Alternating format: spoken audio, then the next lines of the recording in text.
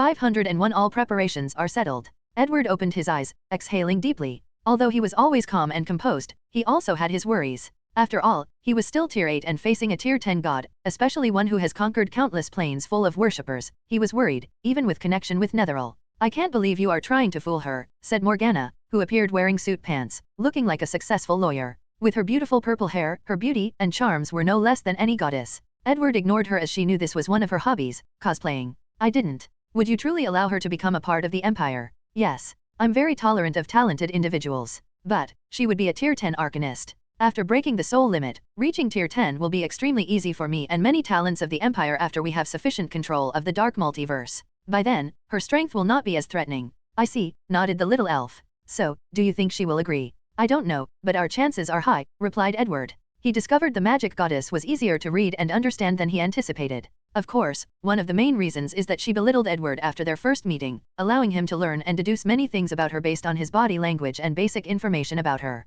"A few things are restricting her from joining us. The first one is strength. Despite the potential shown by the Empire so far, it's not enough in her eyes. However, after we take down Guznad and show these gods the Milky Way is still unapproachable, she will understand our strength, making her more willing to accept my offer." "That's interesting. What's next?" "Her status is also a problem. She has been ruling for too long, so it's hard for her to give up her power and even become a subordinate. There is nothing much I can do about such an issue besides allowing time to make a difference and to lure her with more benefits." "Indeed, that's a good strategy. We can lure you into cooperating with us through benefits. Then, after a period of cooperation, her actions will be considered betrayal from the gods, alienating her until she has no choice but to join us," said Morgana, who calculated Edward's next plan in an instant. "The only issue is how to lure her. She has reached the pinnacle of this world's power, wealth, and resources, so only a few things will interest her," groaned Edward. "We could use some basic information about the multiverse. However, that's dangerous knowledge. If news were to leak, the consequences would be too severe. For now, knowledge about the multiverse is out of the question.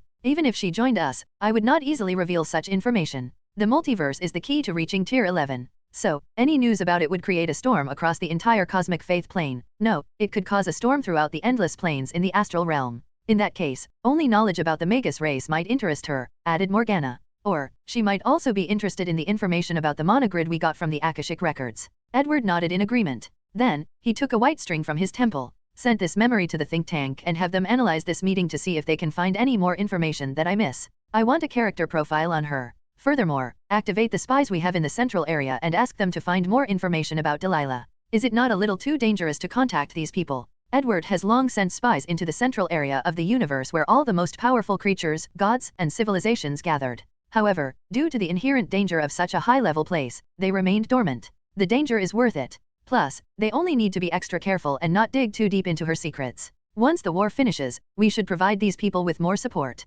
"As you wish," said Morgana before sending the command to the relevant department. "All right, let's get back to work. Did you get the information?" "I did. With all her mood fluctuation, I scanned some of her soul fluctuations. With this information, we should be able to crack the imprint," replied Morgana as she displayed a screen with data. "Excellent," nodded Edward. With this information, he can suppress Delilah's imprint on the mana grid and use his enchantment to absorb endless mana from the grid. Edward returned to work. 2 weeks passed, and his project was finally successful. Then, he left a clone to continue the second step of the project, completely remove her imprint so he could have full control of the mana grid that runs through the Milky Way galaxy. However, such a project was long-term and could not be accomplished in a short period. Upon completion, Morgana sent the enchantment to the relevant department, and Edward focused on the war. 3 months later, Edward sat on a chair next to a beach, holding a margarita and a screen floating before him. No one recognized their emperor on this beach, and he took this time to relax. "Those guys did not disappoint me," said Edward, watching videos of the Black Clover Knights fighting against the Scholar Mages of the Empire.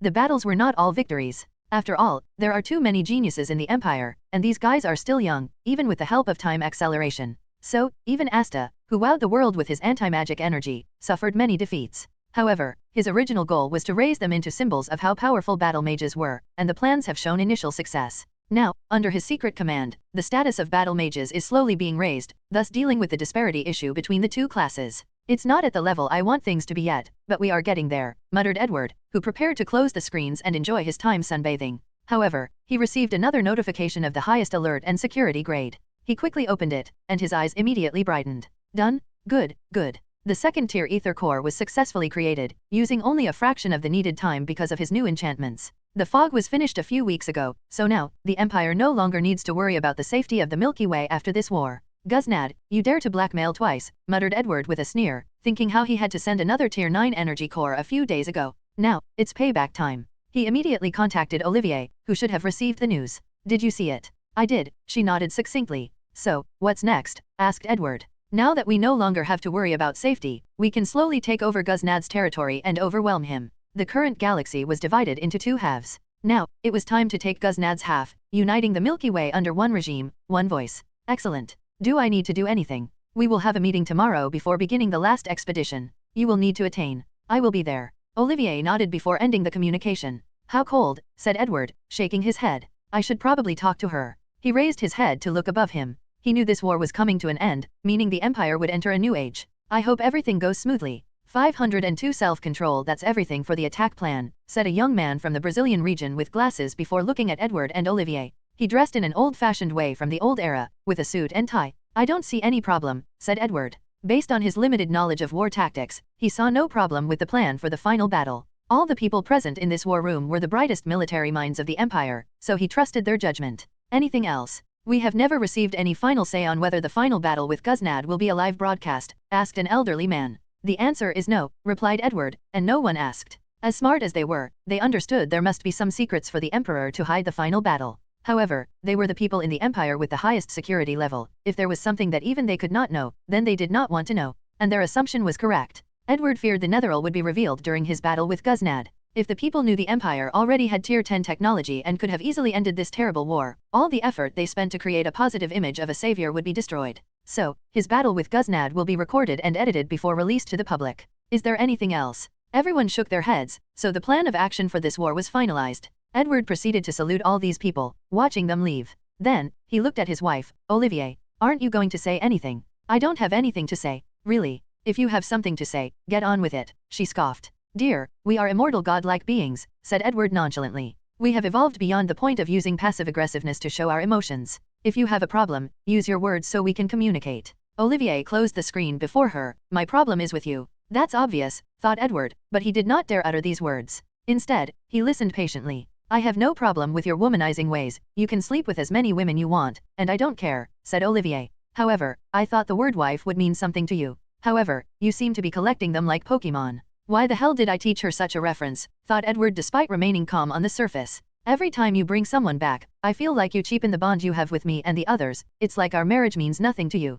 Edward did not say anything as he pondered her words. He took her concerns very seriously. He had realized something about him, about his relationship with his wife. His initial attraction to them is rooted in a deep desire for possessiveness. Although he grew to love them after spending time with them and getting to know their true self, his attraction to them after their first meeting originated from his past life on primordial Earth. In his first life, these women were out of his reach. He lusted after them but knew he could never acquire them since they were 2D creatures and because he felt he could never pull women of this caliber. However, after his reincarnation, he became handsome, rich, suave, and powerful. So, after coming into contact with some of them, he could not control his lust. So, because of these deep-rooted desires, he could not control himself and brought them to his harem. And as Olivier said, his actions cheapen the bond he has with his previous wives. Edward took a moment to think of all his wives, especially the time spent together. He spent a lot of time with his wives up to Olivier. He even grew old with her, spending decades as a couple. However, Wiz and Sinead were different. Their encounter was brief. Although there was a spark between them, it was far from the level of marriage. In some ways, their union is more like a political marriage. You're right. My actions have been too much, said Edward as he exhaled out loud. I need better self-control. He realized he should be more sensitive to his wives and family. Otherwise, his womanizing ways might cause real trouble one day. Olivier leaned back on her chair, sighing. Although I would love to hear you would stop, I guess I'll accept this for now. Stop womanizing? Edward did not think he had the strength to do such a thing. The best he can do is control himself and not allow his ways to affect his family. I acknowledge my fault. Now, it's your turn, said Edward, looking at her. I didn't do anything. You know you went too far by having your people monitor Wiz and Sinead, added Edward, looking directly into her eyes. Olivier sighed. I could not escape the irrational fear in my mind, she explained. I could not remove the idea that you would abandon me, handing all my power to them. She knew Edward would never do such a thing with his personality, but these thoughts consumed her mind. So, she made a stupid decision. You know I would never do this. I do, but I couldn't help it. Edward sighed. Once this war is over, we will all go to family therapy. It should be of great help to our marriage. That may not be a bad idea, nodded Olivier. However, it might be hard to find someone willing to take us on. Being the therapist of the royal family will involve many secrets, and most people do not want to go down this rabbit hole. After all, if these secrets leaked, they probably wouldn't survive. I'm sure someone is daring enough. If not, we will use artificial intelligence. Alright. After this conversation, the cog that is the Empire began to spin. The media went into a frenzy as propaganda for the final battle was everywhere. Edward did not even try to hide it. The people were happy as this war, which went on for close to 10 years, was on the verge of ending. People wished for peace, especially in the fast-developing empire. Although war is good for technological development, it's mostly in the military sector. The empire has just entered an age where everybody can have magical abilities. So, everybody wished for peace so they could develop and prosper to new heights. As such, only a few people who used this war to rise in status or amass great wealth wished for this war to continue. The majority of citizens cannot wait for news of the empire's victory against Ghuznad. Additionally, this war has other symbolic meanings, besides the fact the entire Milky Way will soon be under the empire's control. This war is the first battle against the gods, so they must win no matter what. Edward has already secretly poisoned or brainwashed the population to disdain or have enmity with the gods. So, many people were waiting for Ghuznad's capture and his possible dissection on a live broadcast. As such, under the overwhelming support of the people, the final battle finally started. 503 The final battle. The first step of this war was the Galaxy Protection Fog. The Empire released the fog to surround the entire Milky Way galaxy. The main purpose of the fog was not to isolate the gods from the outside or to prevent Ghuznad from blackmailing the Empire. Its main purpose was to isolate the space of the Milky Way, preventing Ghuznad or anyone else from opening portals to other planes. With this method, the Empire effectively cut off Ghuznad's support from the Abyss Plane or any other planes he may have conquered. Without any backup and complete isolation, the Empire strikes back. The second step was to render the greatest advantage of the undead obsolete, their large number. The Empire finally deployed clone legions. The use of clones has been minimal during this war. The main reason is the controversy over using them as cannon fodders in war, not treating them like humans even though they have a soul. Many people protested, asking to pass laws to stop manufacturing clones or give them the rights of normal citizens. The voices of these people were loud at the beginning of the war. However, after countless casualties and the media manipulation of the Empire, their support quickly dwindled when the narrative changed to the fact that so many lives could have been saved if clones had been allowed to be used. Now, with very little resistance, the Empire finally deployed clones. Undead turned all life they encountered into one of their minds, hence why they are such a catastrophe to all races and civilizations. However, such a tactic became useless after Ghuznad occupied half of the galaxy. His army was vast. Sadly, his number could not compare to the Empire's factory that manufactured clones like they were objects. After these clones are created, a machine instills a vast amount of knowledge into their mind to increase their soul power. Then, their bodies are strengthened through genetic manipulation before injecting a vast quantity of mana into them. With Edward's new enchantment and control of the mana grid, there was plenty of mana to go around. So, a terrifying legion swept Ghuznad's territory. Like the undead, the clones were programmed to have no fear, feel no pain, and execute all given orders. Furthermore, their souls contained seals to prevent Ghuznad from turning them into undead. In other words, Ghuznad kept losing more troops without ways to generate more. The Empire had another advantage over Ghuznad's troops: technology. Myriad fleets flew to different parts of the galaxy, conquering one star system after another. Most of Ghuznad's ships could not be considered spaceships. Sure, they could travel in space, but they did not have things like cannons, missiles, torpedoes, plasma guns, etc. So, the Empire's tactic was swift and effective. They would bombard the planets until the undead were incapacitated and unable to move. Then, they would land and use the newly developed method to discover Ghuznad's core followers through the amount of faith they released. Most of Ghuznad's core believers or followers will be executed or captured for interrogation. Meanwhile, the people he forcibly turned into undead during this war and did not have time to become hardcore followers will be captured and returned to the Empire. Then, these people will go through rehabilitation from Bellatrix's department, where the death staff will be used to revert them to their former selves. If the process fails, the undead will still be integrated into the Empire since Wiz has been on a campaign for acceptance for all undead. By now, most people are now used to undead being a daily part of life. With these methods and advantages, the Empire took less than 2 weeks to take a vast amount of Ghuznad's territory. So, Edward went from controlling half of the galaxy to controlling 2/3. By then, the blitzkrieg-like tactic used by the Empire had become less effective. Ghuznad had responded. He used one of the few advantages he had: high-level powerhouses. Ghuznad had countless Tier 8 undead under his control, while Edward and the Starskin Queen were currently the only 2 Tier 8 arcanists of the Empire. Unfortunately for the Death God, the Empire's tactician anticipated this possibility and prepared. The first way to deal with this problem was sending the Tier 8 golems. These golems were created using a large quantity of mana from the mana grid and a new soul technology.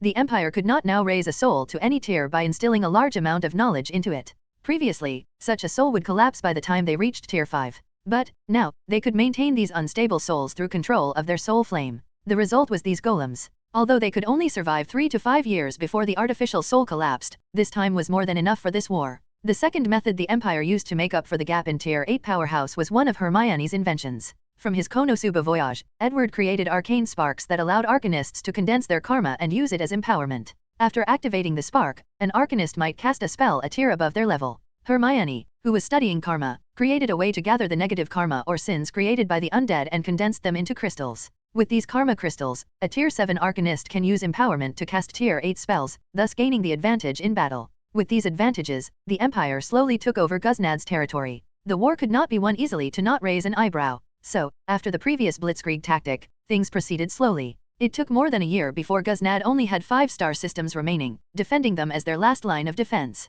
During this year-long battle, only a few interesting things occurred. The first one was Guznad shutting off his defensive treasure and trying to break the fog. He failed. The second was that the Death God finally realized the importance of technology and tried to build himself a proper fleet for this war. Alas, the intelligence department and divination sector discovered his method. Then, Oliver's previous elite team, when she was in the military, succeeded in a dangerous mission where they infiltrated the base of Guznad's research, destroying it before escaping. Edward was very happy with this mission because the ninjas participated and were instrumental in the success. The last interesting aspect of this war was Guznad creating 3 more Tier 9 clones, trying to use the number advantage to win. Sadly, Edward did not show up, as Dumbledore, Rowena, and Snape used the floating cities to destroy them. Finally, Edward's Netheril arrived at Guznad's last territory, ready for the final confrontation that would end this war. 504 Fighting Guznad. Guznad sat on his chair, a terrifying calmness emanating from his body. He suffered too much in this war. After losing so many of his followers, his strength had drastically decreased. If not for the Sagittarius plane and another plane he conquered, he would have fallen to Tier 8 after losing so many worshippers. The path of Faith God is too restrictive, thought Guznad. He had long figured this truth out, so he wanted to acquire more legacies of the Magus race so he could walk the path of the Elder Gods. If he succeeded, he could keep his death authority, divine status, without the limitations of faith. The only downside is it takes too long to reach a higher tier. Furthermore, it's extremely difficult for Elder Gods to leave their maternal plane since their authority is directly linked to the plane will. As I get my hands on the divine sparks, everything will be fine, thought Guznad. If my calculations are correct, the Arcane Empire should possess them. He heard of the department of the Empire in charge of reverting his undead back to normal. He knew only a deep power of death authority could do such a thing, and the only way for such a young empire to have such authority is through the death divine sparks. The Magus race inheritance he acquired left hints that the divine sparks should be in this galaxy, hence why he invaded using all means necessary. However, he did not expect to suffer such a blow while conquering a small-sized galaxy. Guznad suddenly sensed something and raised his head. His eyes saw the floating city outside his last remaining 5-star systems. He's here, thought Guznad, extremely calm despite his current situation. Arcane Emperor, if you think victory is already yours, you will be in for a great surprise. Without hesitation, he took a step and appeared outside of the protective shield of his territory. Soon, Edward appeared before him. It seems you have not given up, said Edward, who saw the brilliance in his opponent's eyes. The final victor has not been decided yet. Is that so? Uttered Edward, who immediately raised his guard. His opponent showed no signs of admitting defeat, panic, or any negative emotions. This could only mean two things: he is a master at controlling his emotions, or he has an unknown trump card that could reverse the situation. As such, he immediately gave up the idea of convincing Guznad. Let's fight in the mirror dimension. Unless you don't want your last remaining territory to vanish. That's fine by me. So, his trump card is not something from these territories. Edward theorized that Guznad might have some hidden artifacts in these territories. However, the latter immediately gave up the home advantage and chose to fight inside the mirror dimension. There is also another possibility. Whatever method he has can ignore the limitations of space and reach the mirror dimension. While these thoughts flashed in his mind, Edward activated the spell to transmit them to their battle location.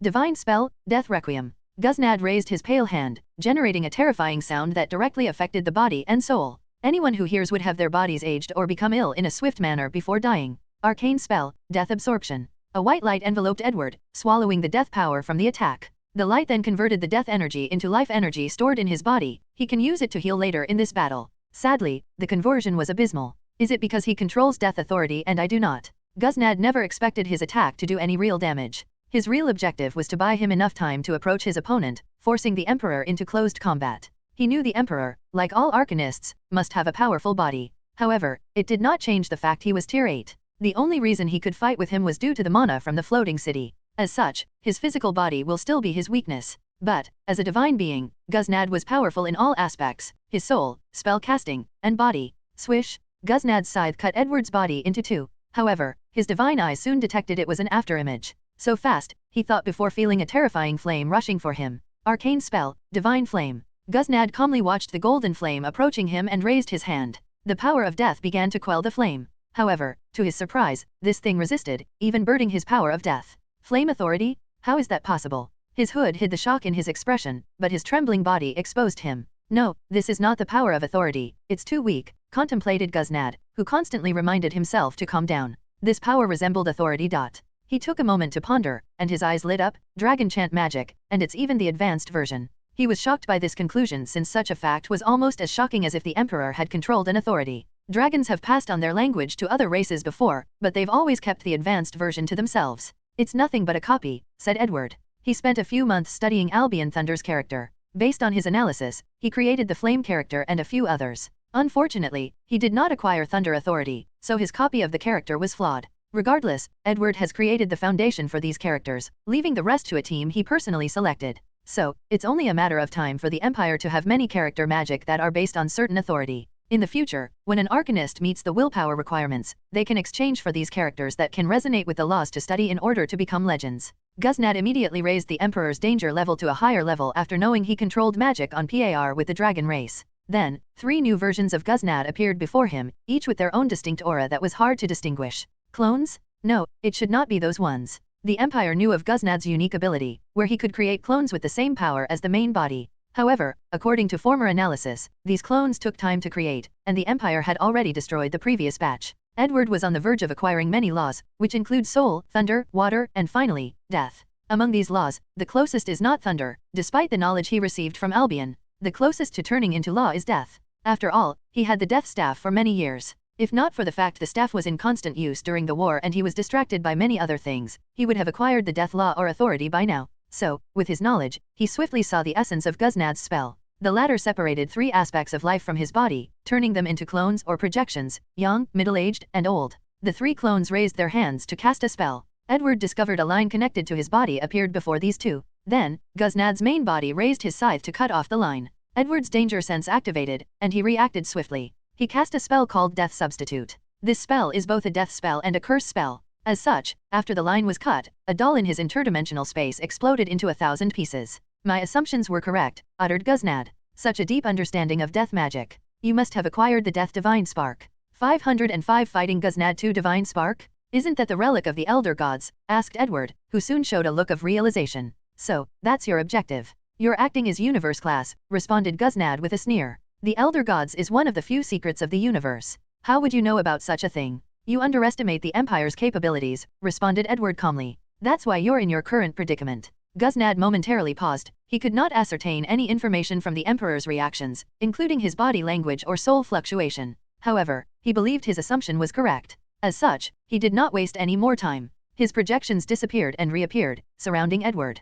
Teleportation is one of the few abilities all gods have without possessing the corresponding authority. The projections swung their scythes. Swish! Someone was bisected, however, it was not Edward, it was the old AGA projection. At the last minute, he used a space spell to exchange place with the projection, making Guznad destroy his own clone. Space cut. Edward's second spell was swift and did not leave any room for contemplation. A deep cut that severed the entire Milky Way into 2 sections appeared. Luckily, these 2 fought in the mirror dimension. Guznad's clones dissipated after being bisected. As for the main body, his body calmly reattached itself to the lower part. Divine spell, soul reaping. Under Guznad's guidance, a creepy bony hand appeared directly inside Edward's soul dimension, heading directly for his soul. Want to play the soul with me? He thought with a sneer. A brilliant flame appeared in his soul dimension, burning the hand into nothingness. Damn it, why is this guy so versatile? Guznad was used to fighting gods with a specific authority, thus limiting their arsenals of attacks. As for mages, the situation is the same for them as their magic systems usually have one attribute and train it to the extreme. Mages with versatile magic systems are usually weak because they do not have much time to train in multiple subjects. Furthermore, there is usually not enough knowledge for them to push any subjects to a high level. However, the Arcanists in the Empire have a long lifespan, allowing them to study many things. Additionally, they do not have to worry about the lack of knowledge in most categories. Sadly, Guznad's frustration had just begun. Edward gathered a small aura or energy signature from his energy from the previous attack. He then used that aura as a medium to cast a curse that directly attacked Guznad's soul. A few drops of golden blood dripped from the death god's noise, signifying his soul injury. However, this was just the beginning. A small space fluctuation flashed next to him, and a drop of blood appeared in Edward's hand. Arcane spell, Curse of Life. Guznad is the god of death. His divine body is made up entirely of death energy. So, what are the consequences of forcing positive life energy into his body in the form of a curse? He coughed off more blood as his aura drastically decreased. Luckily, he learned from his mistake and incinerated his blood. Subsequently, he placed a seal in the life energy, isolating it from the death energy. Arcane spell, Wrath of the Thunder God. Edward cast a powerful spell that covered the entire galaxy with lightning and thunder. Whenever the lightning descended, it destroyed everything in its path, and Guznad had to bear the brunt of this attack. He raised his hand to create a shield composed of death energy above him, blocking the thunder. Plug. Guznad vomited another mouthful of blood. Damn it, I've been tricked. He knew the Emperor did not use such a large area of effect spell to show how powerful the attack was. He had a purpose. Thunder is considered one of the positive elements, so Edward filled the entire galaxy with positive energy. Finally, the positive energy resonated with the positive attribute of the life energy inside Guznad's body, aggravating his injury. I can't believe he brought me to this point in such a short time, thought Guznad. I need to buy more time, so I have no choice but to use this now. The surroundings suddenly changed. Edward found himself in a large area. In the distance was a vast, noble, and majestic black palace. He could hear the sounds of countless people chanting Guznad's name. Divine Kingdom projection, he muttered. So, you know about this too? I guess I shouldn't be surprised, said Guznad with a sneer. Do you think this is enough to stop me? Guznad did not think it was enough. Normally, as long as he summoned the projection of his divine kingdom, the mana of mages would stop working, and their soul would be suppressed, making it extremely hard to even think properly, let alone cast spells. However, he knew there was a way to offset this ability. He used large and frequent energy fluctuations to offset the power of the divine kingdom. Most mages will not be able to do so, but it should not be a problem for him with his mana pool and the floating city's energy reserve, thought Guznad. However, my ability. However, such a method is very draining. So, most people who use it would eventually run out of energy and overuse their stamina. This is one of the tactics the gods used against certain difficult mage civilizations. Trying to drain me, thought Edward, who had to rely on Morgana for his mind to remain intact. He could also feel his mana was sealed, becoming useless. Magic domain. The surroundings changed again, and Edward found himself sitting on a throne with a gate behind him, books all over the floor. So, the magic domain is effective, he thought as he felt his mana was working as usual. Even the mana he channeled from Netheril no longer has any problem. What is this? Asked Guznad, as his experience could not help him in this situation. However, he could tell his opponent was no longer influenced by his divine kingdom. It seems to be a contained world, similar to my divine kingdom. As soon as this thought came to his mind, he felt scared. The divine kingdom was one of the main reasons the gods ruled over every race and civilization. If mages now had a world that functioned in a similar faction, their authority would be challenged. Guznad's eyes under the hood showed killing intent, followed by intense greed. After I become an elder god, I might lose my divine kingdom.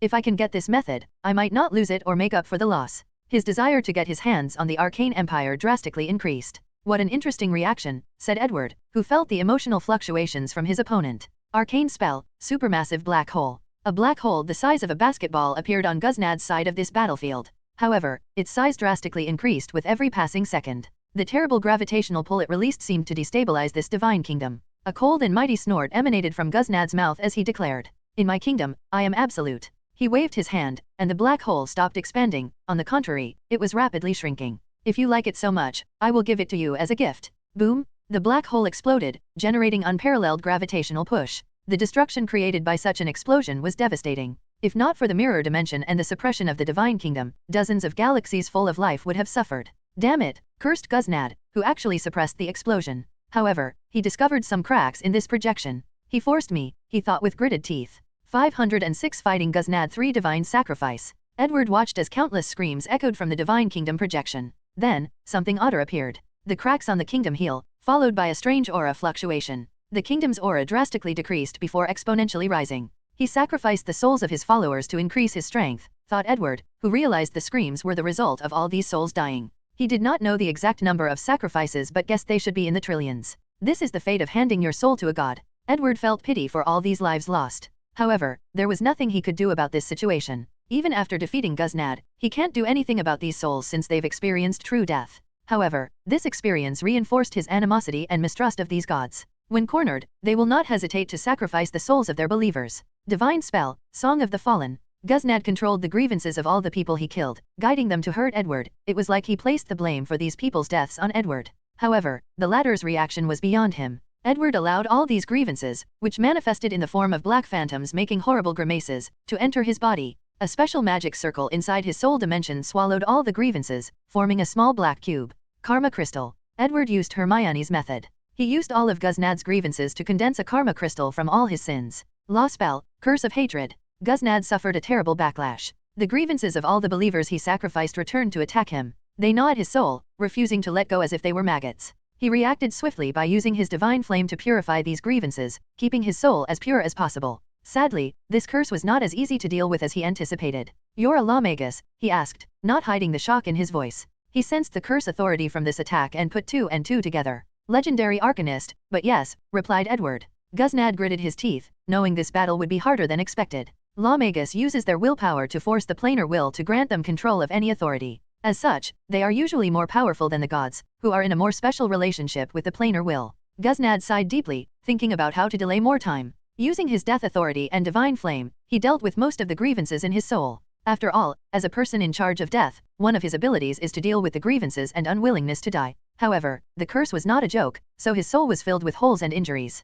Unfortunately for him, Edward was no longer playing around. He sensed something was wrong with Guznad's behavior. So, he used one of his most powerful spells. Law spell, Purple Destruction Ball. A large purple ball full of ominous aura appeared before Edward. The thing was as big as a large star. Then, without pause or hesitation, he dropped on the death god. Edward's destruction rule was already scary, but this attack was also boosted by his domain. So, when it arrived at its destination, Guznad's body trembled, showing his fear. "Destruction authority," he yelled. "Authorities have levels. After all, you cannot equate the power of time with something like flame. So, among the many authorities, destruction has always been one of the most potent ones." Shush! Guznad's divine kingdom projection did not last a few seconds before being annihilated into non-existence. Luckily, the thing bought him enough time to teleport away. "Damn it, how could it be so powerful?" thought Guznad. He detected cracks that appeared in the genuine divine kingdom located in the outer realm. Such a thing should not be possible, even if the projection were destroyed. "Let's see how you run now," sneered Edward before an undetectable fluctuation emanated from his body.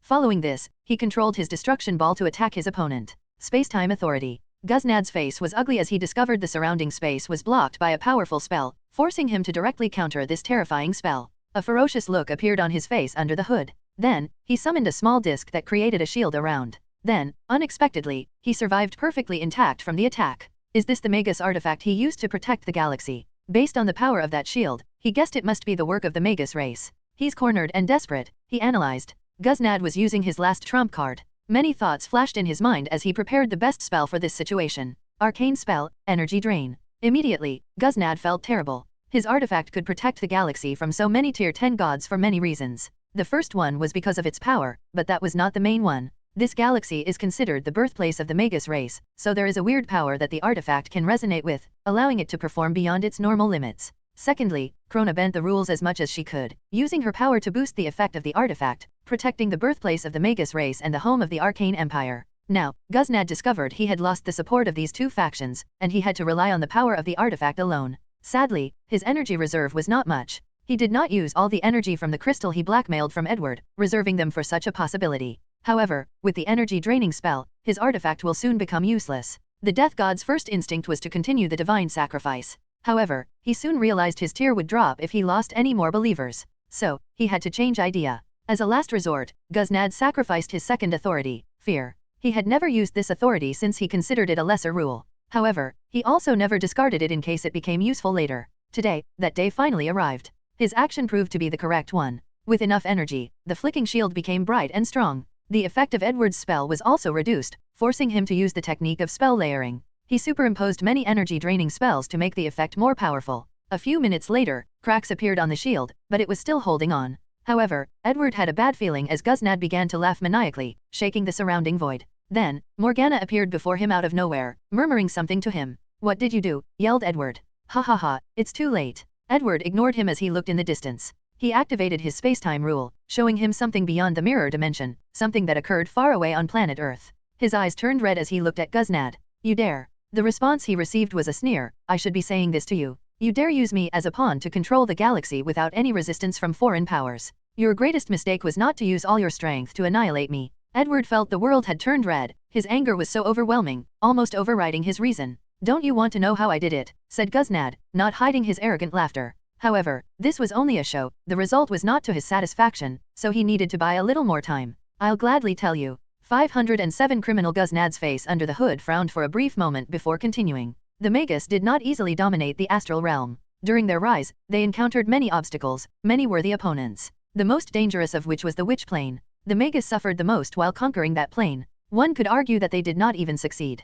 Do you know why? Gusnad ignored Edward's fierce gaze as he snickered. The Witch Queen sacrificed their entire plane to place a terrifying curse on the Magus race. To be precise, she directly cursed their bloodline source. So, after this war, the Magus race lost such a powerful plane but was also cursed. I would say they lost the battle, wouldn't you? Gusnad did not care there was no response, he only wanted to buy more time. After this event, the Magus race delved deeper into bloodline research, trying to cure this curse. They succeeded, of course, but without paying a price. The Magus race instilled their bloodline into many races in an attempt to solve the curse. If I guess correctly, the humans on Earth are the descendants of test subjects during that era. Edward no longer paid attention as he looked at the screen before him. The space elevator in Brazil had exploded, killing hundreds of millions of people. If not for the fact all citizens of the empire were now mages, the casualties would have been even worse. It took me a lot of effort to come up with this plan. I had to make a deal with an Abyss Lord with the Curse Authority, allowing me to control the right people, continued Gusnad. The defensive measures on this planet were over the top, so it took a lot of effort.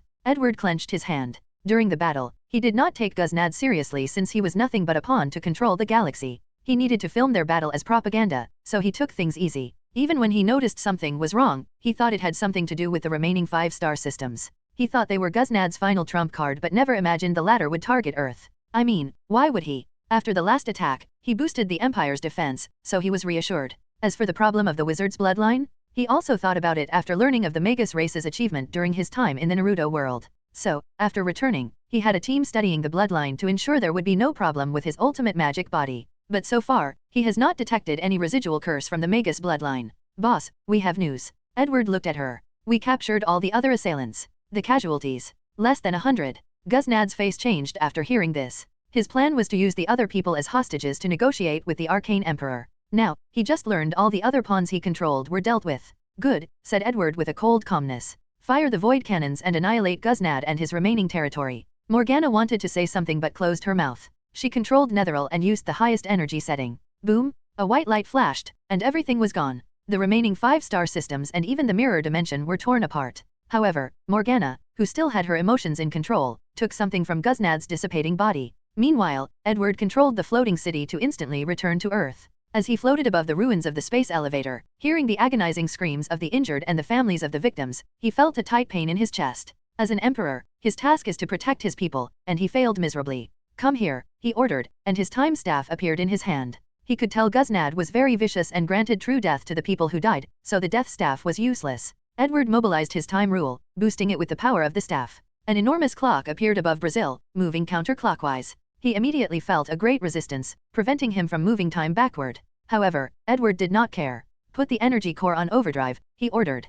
Morgana once again wanted to say something but chose to be silent. With this new blessing, Edward pushed his time rules to the limit. However, the resistance he faced was proportional to the effort he put in. Alas, Edward was not about to give up. He activated his arcane spark to use karma empowerment. He used the ability from the Akashic records that allowed him to take some mana from all his citizens. He controlled the mana grid to get more energy. Finally, he linked himself to the other 2 floating cities for even more energy. He entered the mana sage mode, boosting his energy control ability to its highest level. Crack! Edward heard the sound of something breaking, followed by a great sense of dread. His cosmic awareness activated, and he saw his name appear in a strange machine. He did not know what the machine was, where this place was, or why did his name appear, but he knew it was not a good thing. However, he did not care about this problem for now. He focused on his tasks at hand until he succeeded. Half an hour later, the spell finished, and he watched as the dead appeared one by one as if time was rewind. The destroyed space station returned to its original state as if nothing had happened. However, Edward felt something was wrong. What is the problem? Morgana took a moment before saying, according to a brief scan, more than 3 million people did not return. What? Although 3 million dead is nothing compared to the previous more than 100 million, this number was still astronomical. Do you know the cause? Insufficient data? Edward frowned as he activated the staff for a second time, trying to bring them back. Unfortunately, it was useless. He even tried a combination spell between the time and death staff. The result was the same. In the end, he sighed before teleporting away. There were many things to deal with after this event. By the time he arrived, all the people with the highest authority in the empire were waiting for him. Edward walked to his throne, sitting down with a face as if everybody owed him money. No one said anything as they did not expect things to reach such an extreme. After more than 10 minutes of silence, Edward opened his mouth to say something but suddenly paused. He then closed his eyes and found himself in a white room. Krona. I don't have much time, so I have to be fast, she said. However, Edward could see chains appearing on her wrist before disappearing. Your actions have broken the space-time continuum rules of the plane, so the Guardians are coming for you. The Guardians? Who are they? The only tier 11 in the plane. I thought you said there were no tier 11. They are only tier 11 in this plane and because of an ancient pact. Once they leave, they are one of the most powerful tier 10 gods in the astral realm but not tier 11. Edward finally understood why these other planes did not immediately invade. It was not only because of the fear of the Magus race but also because of this guardian. I have bought you some time, approximately 50 years. If you want to survive, you must find the savant race, they have the answer. Can't you tell me more? Who are these guardians? Why do I need to look for the savant race? My actions have broken the rules, said Krona, showing the chains on her body. As the planar will, I need to be impartial and treat all life the same. But I have broken the rules to the best of my ability. The rest is up to you. Edward opened his eyes in the room, a deep frown on his face. I don't think anyone cares but the volume called Undead is over. The next volume is called Time Criminal. Volume 5, Time Criminal. Ch 508, Trouble after opening his eyes, Edward remembered a saying often used in Eastern fantasy novels he read online. Heaven is ruthless and treats all sentient beings the same as dogs. This saying can apply to the Krona, the planar will. As the consciousness responsible for ensuring this world operates properly, there is almost no difference between an ant and a tier 10 god, it must treat them equally, applying the rules to all of them. However, it seems Krona has gained some sentience, or maybe it's the desire of all life forms to become more powerful. She calculated the Arcane Empire was the civilization most likely to allow her to succeed, so she granted them differential treatments. However, Edward's actions went beyond the help Krona can offer since he broke one of the fundamental rules. The first time I traveled to the future, my future self told me there were consequences if I messed up with the space-time continuum. Is this what he meant? Edward felt great pressure. He did not know whether he could elevate his floating city into a tier 11 weapon in 50 years, even with time acceleration. Furthermore, he has many problems to deal with, including the soul limit of the people, otherwise, the progress of the empire will be halted. Is my only choice to find this savant race. He cannot move the empire into another timeline. If these guardians have the power of tier 11 in this plane, they should have access to the multiverse. Furthermore, Krona should have told him of such a simple solution. So, if everything fails, my only solution is to migrate to another plane and plan an eventual return. He did not want to start again from somewhere far away. However, if he did not have any choice, this might be the only way to survive and preserve his legacy. Edward exhaled deeply, finally focusing on the people in the room. You have failed me, and I have the people, said Edward, his words creating great pressure on everyone. Now is not the time to find who's at fault. Let's deal with the aftermath of this event. The discussion did not last an hour, as everything was discussed as swiftly as possible. Then, the royal family appeared before the screen of every citizen, wearing all black. The emperor was addressing the people. Hello, my fellow citizens. Today, I am addressing you because I have failed you as the emperor. For that, I deeply apologize. Edward did not hesitate to bow, followed by the royal family behind him. Then, he continued with a solemn attitude. My duty is to protect you, and I have failed in my mission. Edward did not make any excuses, such as trying his best. The people witnessed how he tried to revert time to undo this tragedy and failed. However, failure was failure. Today was the darkest moment in the Empire's history, continued. Such massive casualties did not even occur during the fall of darkness. During this war, we have learned of the cruelty of the universe. But today's event allowed us to experience it personally. Our rise will threaten the grip the gods have over this universe. As such, a single mistake, a single error, could cause the destruction of civilization, of our home, of the people we love. He paused to allow his words to marinate. But we cannot allow such a thing to happen. No, we will not allow it to happen. We will not allow fear to control our thoughts and actions. We will inherit the will of the ones who prematurely left us, shoulder their dreams, and continue to move forward. May the arcane truth bless all the ones who left before us. May the arcane truth bless all the ones who left before us. The citizens repeated this phrase across every territory of the Empire, creating a strange atmosphere or power around the entire galaxy. The Empire declared a 7-day mourning for the dead. The media talks non-stop about the Emperor's inherited will speech, saying how it was a wonderful way to condense the spirit of the citizens who had lost faith in the Empire. A monument appeared to honor the people who died in this incident and the war. The monument was a towering glass a few stories tall with countless names engraved on it. The glass was enchanted so that people could use their soul strength to see the information and life experience of every individual on the glass. After the speech, Edward and Rowena had to go on a tour around the Empire to meet the family of the people he failed to save. He also used this time to reassure his citizens. A few hours later, they finished and returned to the palace to have a meal with the family. How are you guys doing? Asked Edward as he sat down. The food was still warm. We're fine, said Hermione. How about you? Holding on, said Edward, sighing deeply. Could he have saved these people? His rational mind told him it was impossible since he did not know about the curse. However, he also knew this situation might have been avoided if he had been too arrogant and used Guznad as a pawn. Don't beat yourself, said Olivier. If Guznad did use this curse, someone else might have used it, making the situation even worse. In a terrible sense, we should be glad this problem was discovered so early.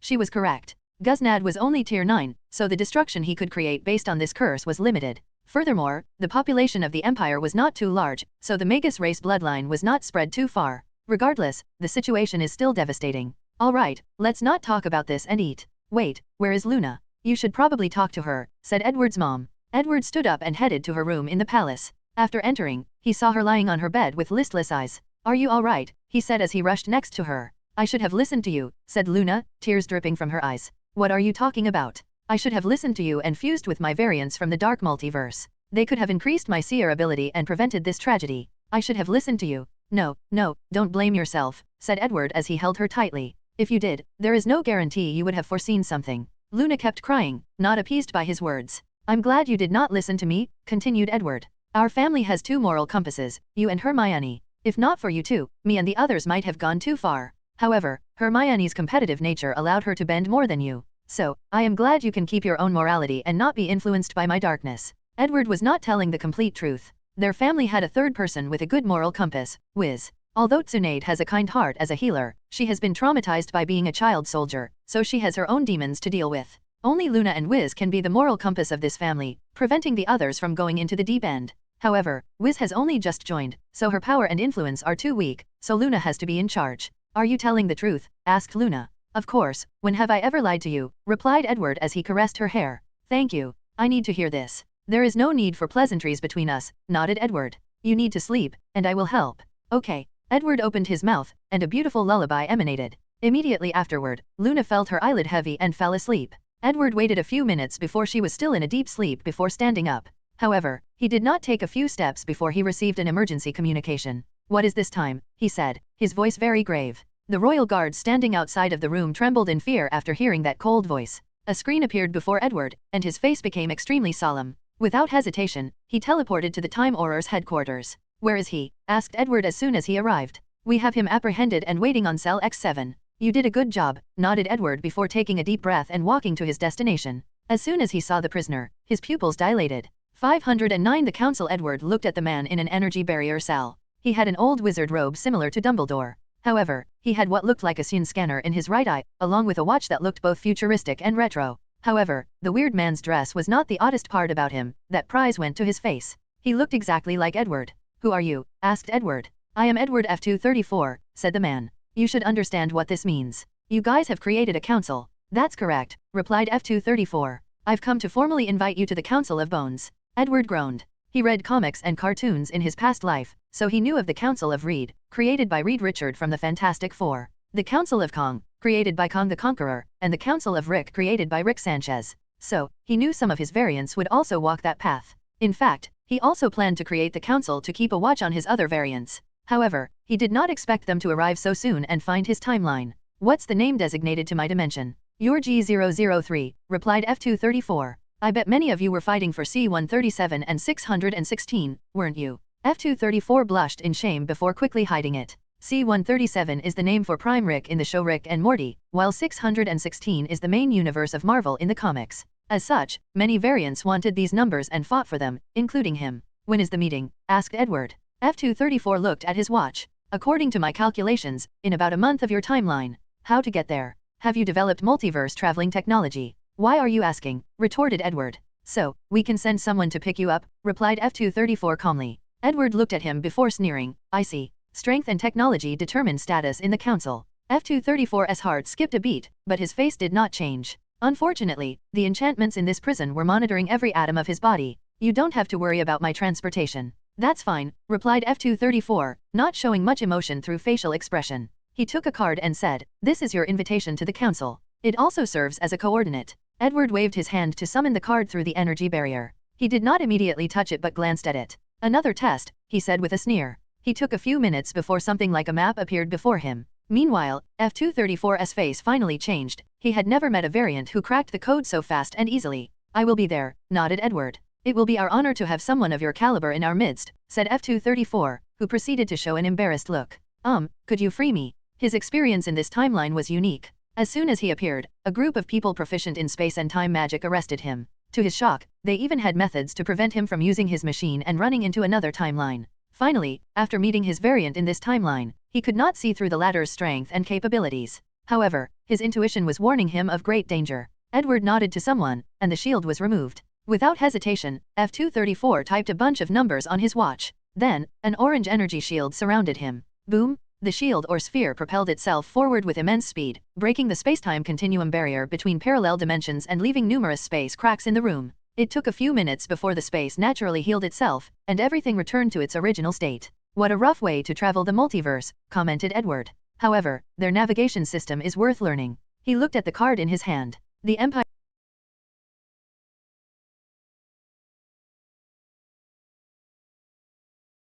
However, he could learn from the Bone Council's system as it seems more efficient. Bring it to me, said Edward, and soon afterward, someone brought him a pure crystal. Without hesitation, he used his soul strength to read F234's memory that they secretly took. Although the latter had very high proficiency in occlumency, it was useless to the Empire's current understanding of the soul and soul flame. F234's life was similar to Edward's in its infancy but diverged in one instinct. He lost all his family members, including Aunt Amelia. In grief, he began to study magic intensely with the purpose of reviving them. But he made a fatal mistake. He did not hide his magical talent, garnering the attention of Voldemort. The latter invited the 11-year-old Edward to become one of his Death Eaters. After rejections, Voldemort attacked a young Edward during his second year of Hogwarts, right before he died at the Potter's house. F234 survived and escaped with severe injuries. So, he hid and never showed up again in the magical world. However, his existence was torn in Voldemort's sight. The Dark Lord became obsessed with finding F234, so he did not even attack the Potter, escaping his fate of death. Then, as time passed, Voldemort became more worried due to the boy's magical talent.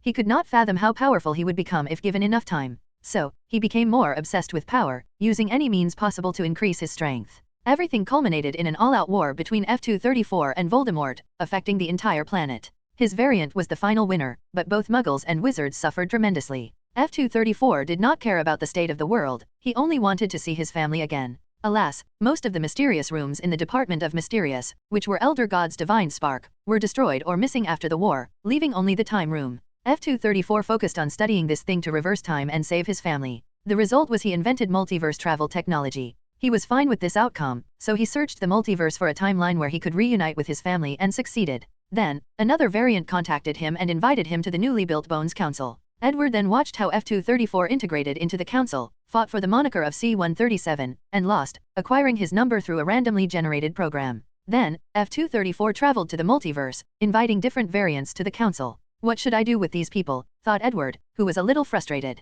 He had many problems to deal with, but now another one popped up. My first instinct is to attend this meeting and use this opportunity to murder all of them. However, that would be pointless as it won't be long before another council is set up.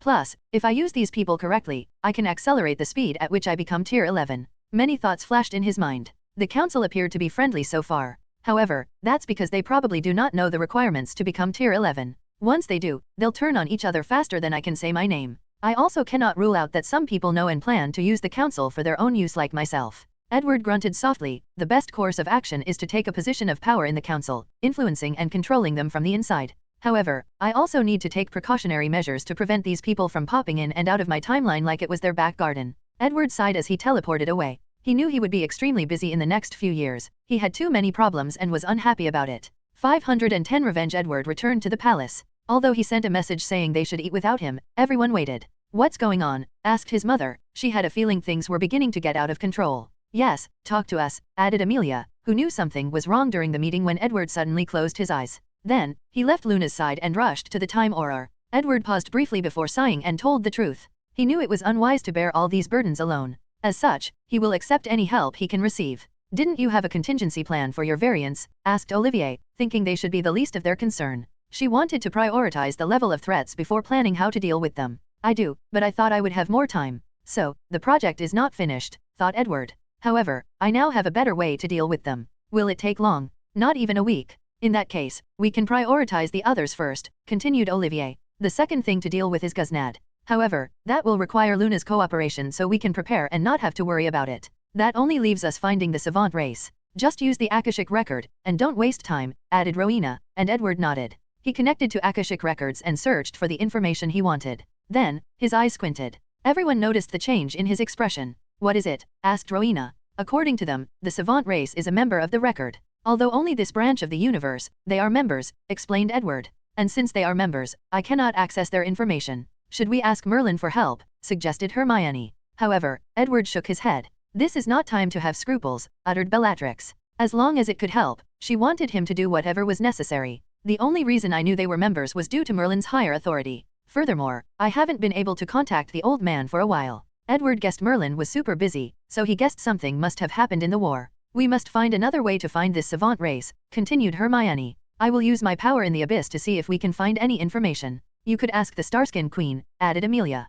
Their race is ancient and from another plane. They might know something. That's a good idea, nodded Edward. Let's eat first. The family had dinner together, but the somber atmosphere somewhat ruined the experience. Immediately afterward, Edward summoned the Starskin Queen to a meeting. He did not meet her in the throne room but in the Imperial Garden with tea and snacks. My condolences, said the Queen, as regal and noble as ever. Thank you, nodded Edward. Normally, he would comment on her beauty and say a few words of pleasantry, but he was not in the mood. Is there anything I can do for you? Asked Queen Kaechira directly, sensing the Emperor's mood and state. Have you heard of the savant race? The savant race? I remember hearing it somewhere, she replied, taking a moment to review her memories. I remember. My grandmother once told me stories of very ancient and powerful races. She mentioned the savant race. What else do you know? Not much, only they were a race known for their knowledge. However, they seemed to have conflicted with the Magus race and hid from the world during their reign. That's all I know. That is more than enough, replied Edward, chatting with her and asking how she was integrating into the Empire. As the only Tier 8 Arcanist in the Empire besides him, he had to pay respect to the Queen.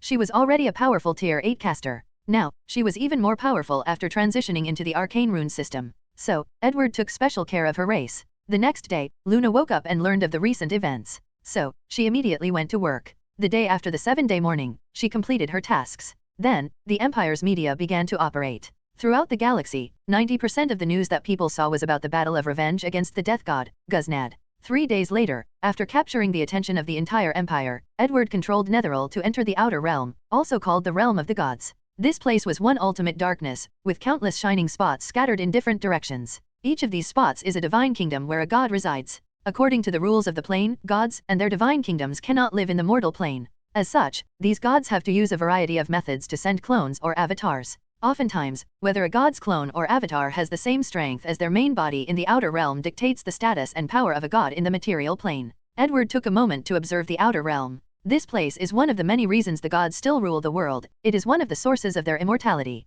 It has been a while since a god has truly fallen. Today, let's change that. Gods do fall and die. However, it's mainly when fighting other planes since they often have to send their main bodies. Furthermore, high-level civilizations like the wizard world have developed the technology to forcefully summon these divine kingdoms from the outer realm and utterly destroy them. However, even these methods do not technically kill these gods, and that's because they can revive themselves as long as their followers remain. So, the death of these gods is to fall into a state of deep sleep until they have enough followers and believers to recondense their self, body, and even soul. However, it's very hard for a god to revive itself after falling to this point, especially since other gods will not waste an opportunity to kill another god and plunder their godhead and acquire a new authority. Let's go. Morgana used the coordinate that Luna divined and headed directly toward Guznad's true divine kingdom. Prepare to the Tier 10 void cannon while firing the other ones, ordered Edward as he looked up at the strange square object floating in this darkness, shining with golden lights. Boom, boom, boom. A powerful shield appeared to block the hundreds of Tier 9 cannons. Then, a roar emanated in this darkness.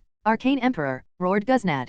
Do you think this is over? Replied Edward, his voice echoed in the emptiness. Why do you have to go this far? Said Guznad. I've lost countless believers and am almost demoted to Tier. Isn't that enough? Enough, replied Edward with a sneer. Let me tell you the fate that's awaiting you. I will seal and force you to kneel before the memorial of the people who died in this war. The process will last 5 years. Then, I will dissect you in a live broadcast for educational purposes, showing my citizens the anatomy of a god. Although you will be the second god to have this honor, the first one was extremely weak and had almost no followers, so he doesn't count. Afterward, I will use your divine soul, divine body, and divine energy to make potions. I will use your godhead to master death authority and study your divine kingdom to find the weakness of the gods. Finally, I will hunt every single one of your believers and eradicate them. I will erase your very existence from this world. Guznad sat on his throne with a gloomy look. He had golden long hair and blue eyes. However, his skin color was as pale as a corpse. He even had a similar body temperature. 511 Magus race technology. Edward watched as this world was perfectly intact, even after hundreds of Tier 9 cannons firing non-stop.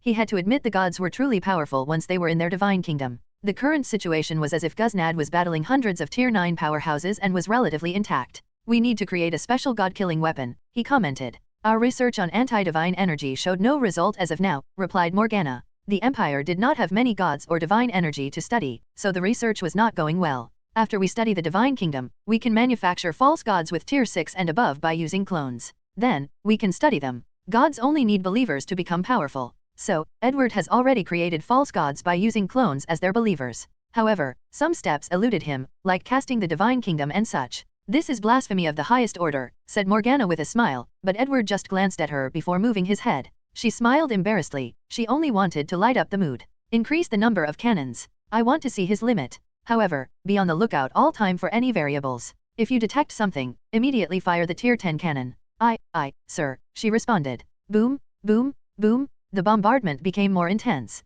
The shield around Guznad's Divine Kingdom began to tremble. Once the number of cannons reached 1,000, cracks that healed instantly appeared. At 1,500 cannons, the cracks could not heal as fast as they were destroyed. Damn it, cussed the Death God. How did he get so much energy? These cannons were not child's play. Each represented a Tier 9 mage, god, or any other powerhouse. Yet, this floating city seemed to have no limit on how many it used. Bang! After 2,000 cannons, the shield broke, and the cannon fires reached the Divine Kingdom. However, the destruction they caused was minimal because Guznad was absolute inside his kingdom. Of course, that was until Netheril fired more than 3,000 cannons. The immortal souls living in the Divine Kingdom were wiped out by all types of elements. Holes appeared everywhere in the kingdom, and no matter what Guznad did, he could not stop this level of destruction. Arcane Emperor, you've gone too far, he roared. However, no one answered him. On the contrary, he soon discovered countless magical circles scattered all over his kingdom. That is, a seal. His face changed, but it was too late. He soon discovered he had lost his connection to the Divine Kingdom, followed by his ability to use his divine energy, soul, and eventually, even his death authority.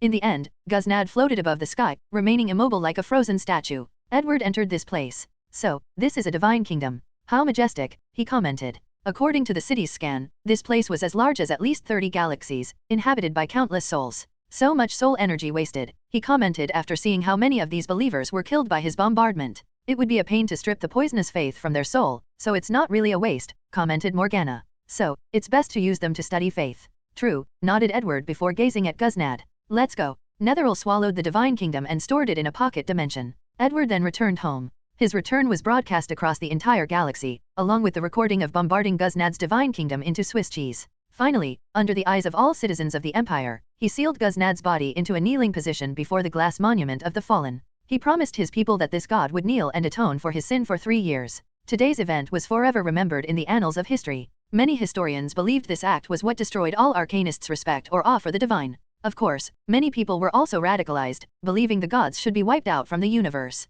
After dealing with Guznad, Edward had to focus on recuperating after the war and ruling over such a large territory. Luckily, the Empire has been planning for decades to become the ruler of the galaxy. So, they only needed to enact the plan they had previously concocted, only making a few changes to adapt to the current situation. After 2 weeks, he was finally free and had some time. He found no news about the savant race during this time, even after Luna and the entire divination department tried countless divination and prophecy. Edward sat in his lab, drinking a refreshing drink. He accessed the Akashic record and searched for something. Why don't you just rob me? He sneered. Although what he wanted was of the highest technological level, even something he might not be able to do using magic without years of study, he still did not think it was worth the price. So, he bought the world's coordinates and decided to quickly go get it himself. Let's relax first, he muttered before taking out a floating disc and a marble. Magus race technology, let's see what is so special about you, he muttered. Morgana scanned the 2 artifacts, focusing on the materials they were composed of. Mithril as the base, along with dozens of other magical ores, 5 of which are not in our database, muttered Edward after seeing the result.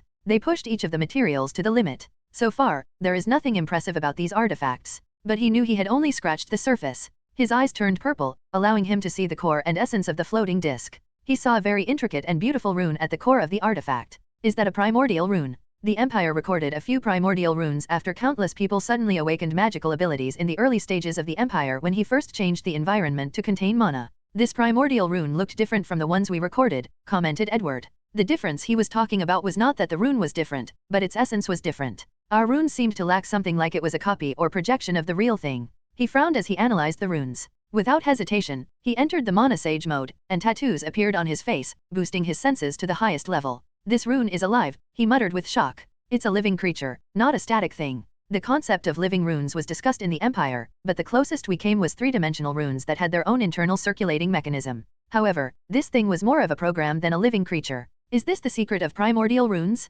They are alive. According to the Empire's research and theory, primordial rune is the first magical language of the universe. It is the source or origin of all magical languages. Some people even believed it was the first language period, magical and non-magical. Meanwhile, Edward believed primordial runes were not simple because of the myth that Odin hung himself on a tree and sacrificed his eyes to gain infinite knowledge, which manifested in the shape of primordial runes. So, he theorized all worlds with magic will have their own version of primordial runes. This theory is why he believed he could synthesize void runes by analyzing the primordial runes of multiple worlds. My theory might be correct, thought Edward. Void runes is the source of all magical language in the Omniverse. Meanwhile, they manifested as primordial runes in different universes. His eyes lit up as he figured out many things. If they are connected, the primordial runes of different universes would not be much different. As long as I can manifest the runes in this universe, it will be easier to do the same in other ones. He squinted his eyes. This might be why the Magus race became one of the most noble bloodlines in the void. After mastering primordial runes in the Harry Potter universe, they traveled to the Omniverse to master the runes of other universes. Maybe, like I planned, they also manufactured void runes. Edward exhaled as he registered and stored his new thoughts. Then, he focused on the task at hand. 512 Primordial Rune. Edward continued his research on this piece of magical technology. Too many things have happened lately, and research was the perfect way for him to forget everything and release stress. More often than not, discovering the secrets of the universe and magic is more pleasurable than sex with the most beautiful and talented woman. After a basic analysis of the runes, he ran some tests. Firstly, he checked if Guznad did not tamper with the artifact or whether the Magus race did not do so. There was a period of chaos in the artificer world in the Empire as some arcanists would leave a backdoor in the artifacts they sold, preventing the buyers from using their own creations against them. A major scandal soon broke out as many artificers did the same, so Edward, who also wished he could do the same, had to pass a law to forbid such a practice. Even with his paranoia, he did not do such a thing, so how could he allow others? Of course, such a thing is only for now. In the future, when the Empire began to trade with foreign civilizations, certain high-level items would have a backhand. However, Edward will play a trick and tell the sellers there is a backhand, telling them it's a protective mechanism to ensure the preservation of their people. He knew the people who bought these items would want to remove the backhand, and he would take measures to ensure they didn't. Furthermore, he won't just place one of them. After not finding any anomaly, Edward continued his research. He was now located in a very discreet, isolated, and protected pocket dimension. So, if there is a problem, he can just abandon everything and run away. He instilled his mana into the first artifact, and a shield manifested. The energy utilization rate is beyond our level, he commented. He could feel not even a single drop of his mana was wasted and used to its full potential. Edward then observed the changes in the runes after injecting his mana. With the same energy, a shield using primordial runes is 5 to 10 times ours, commented Morgana, shocked by this revelation. Edward frowned a little after hearing this but did not say anything. He tried with another energy. He remembered Guznad was not a mage but could use this artifact, so many might not be its only source of power. Edward first tried soul energy, one of the few universal energies in all universes. As expected, it worked, and the utilization also reached perfection. Let's try aura. The result was the same even for an energy that was more focused on the flesh or body. Test all the recorded energies the Empire has access to. For the next few hours, Edward tested more than 330 recorded energies the Empire had recorded and can be manipulated through arcane sorcery. Fascinating, commented Morgana as she imitated her boss. This thing can use all energies and utilize them to the highest level. Are we so far from the Magus race? That's to be expected. After all, we have only developed for a few hundred years. Edward did not mention the Empire's age of 80 years as it was not a true indication of the Empire's age. True, we have achieved a great deal of things in our short existence, nodded Morgana before focusing on the runes. Why do you think this is possible? I can't find any converting rune. Her calculations have already broken down the primordial runes into different parts, but she could not find how it could use all energies without restrictions. Think of our database. What power do we know is so versatile and can turn into anything? World source, replied Morgana immediately. Yes, the power of creation, nodded Edward. So, you think primordial runes are naturally connected to this plane's world source? Well, logically speaking, it would make sense if it is the original magical language. Since we have a direction, let's test it out. Myriad runes appeared in the room, trying to detect any world source, and they succeeded. Sometimes, I wonder how your brain operates, said Morgana. Such a simple conclusion would have taken her months or even years to process countless data. However, Edward's mind immediately guessed the final outcome. Such a natural magical intuition was what made his talent so horrifying. Edward ignored him. His talent was indeed terrifying. However, it was also the kind that needed to be developed. If not for the unfathomable amount of knowledge he has in his mind, he could never use it to its full extent. The next test should focus on authority and planar will. Do you think the primordial runes function like Dragon Advance Language and Naruto World's Shinjutsu? Yes. I believe the dragons, who are a species more ancient than the Magus race, might have discovered primordial runes and created their language after studying and mimicking it. That's possible, replied Morgana. But it's sad thinking how the dragon race can only replicate it, but the Magus race could control it. There is the possibility that the Magus race was born with the ability to control primordial runes. As a species born from mana, it's not out of the realm of possibility. Morgana nodded. What about Shinjutsu? Why did you think of it? Shinjutsus might have the Naruto World's version of primordial runes or an interpretation of it. Assuming that primordial runes are based on 3 components, controlling world source, resonating with authority, and borrowing the power of the universe will, deduced Morgana. Shinjutsus, which is the highest manipulation of chakra, took its power from the universe will. Natural chakra, which has the ability to boost all energy, might have originated from the world source. So, what about the power of authority? Could it be related to the immortal gods, like Jashin? My theory is dojutsu and kekei genkai. Isn't that still the domain of chakra? No, some of the eye prowess of that world are too strange and powerful. Ninjas used yin-yang release to explain them, but I don't buy it. It seems more like a blanket term to explain everything they do not understand or fit in with their understanding of chakra. You could be right. These techniques could be resonating with certain authorities. If that was the case, we should have detected something, replied Edward, who suddenly felt their understanding of chakra was not as deep as he imagined. A better explanation is that these kekei genkai contain a link to certain authorities. Once developed to a sufficient level, they can resonate with these rules and even control them. Their eyes lit up. With this simple analysis, they've furthered their understanding of primordial runes. From now on, even if they traveled to a world without magic, they could use the relevant power system to condense primordial runes and analyze the essence of the world. In other words, after analyzing the power system of any universe, Edward can now condense its essence in the form of a primordial rune. He immediately became excited after hearing this. Once he succeeds, his magic will become even more versatile. He will be able to use all power systems in any anime after condensing their universe's primordial runes, even the one incompatible with him. Alright, let's not get ahead of ourselves, warned Morgana. You're right. Let's master at least one normal primordial rune first before planning ahead, nodded Edward.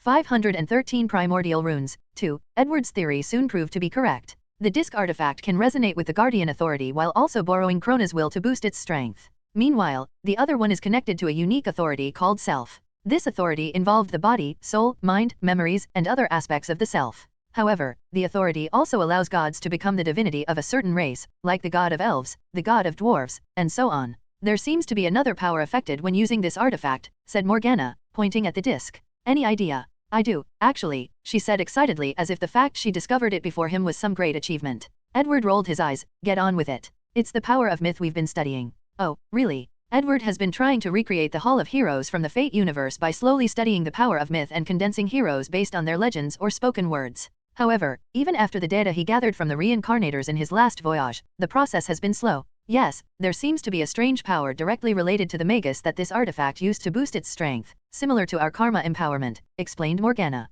I think our theory that this galaxy was the birthplace of the Magus race was correct. So, when Guznad tried to protect this place from the gods, the myths, legends, and accomplishments of the Magus race formed a unique power that the artifact used to protect its holy place of origin. Correct. Primordial runes are alive, meaning they might have some level of consciousness that allows them to adapt to the situation and use their power to its highest efficiency, commented Edward, his eyes shining brighter than ever. He must control such power. He no longer wasted time and focused on studying and recreating the primordial rune. He began with imitation by simply memorizing the complex rune and drawing it by hand with mana. However, such a task was already nightmare-level difficulty for most arcanists. The reason is every single line of the rune required a different frequency. Drawing it was as if someone was controlling their heartbeat. In 1 second, it was 50 beats per second, then the next, it dropped to 12 beats per second, and the next second, it rose again. Such a description does not even do justice to how difficult such a process was because Edward did not have seconds to change his mana frequency but microseconds. Such a task required unimaginable mana control. Now, I understand why our mana frequency is so versatile and changeable, commented Morgana once she saw Edward finished.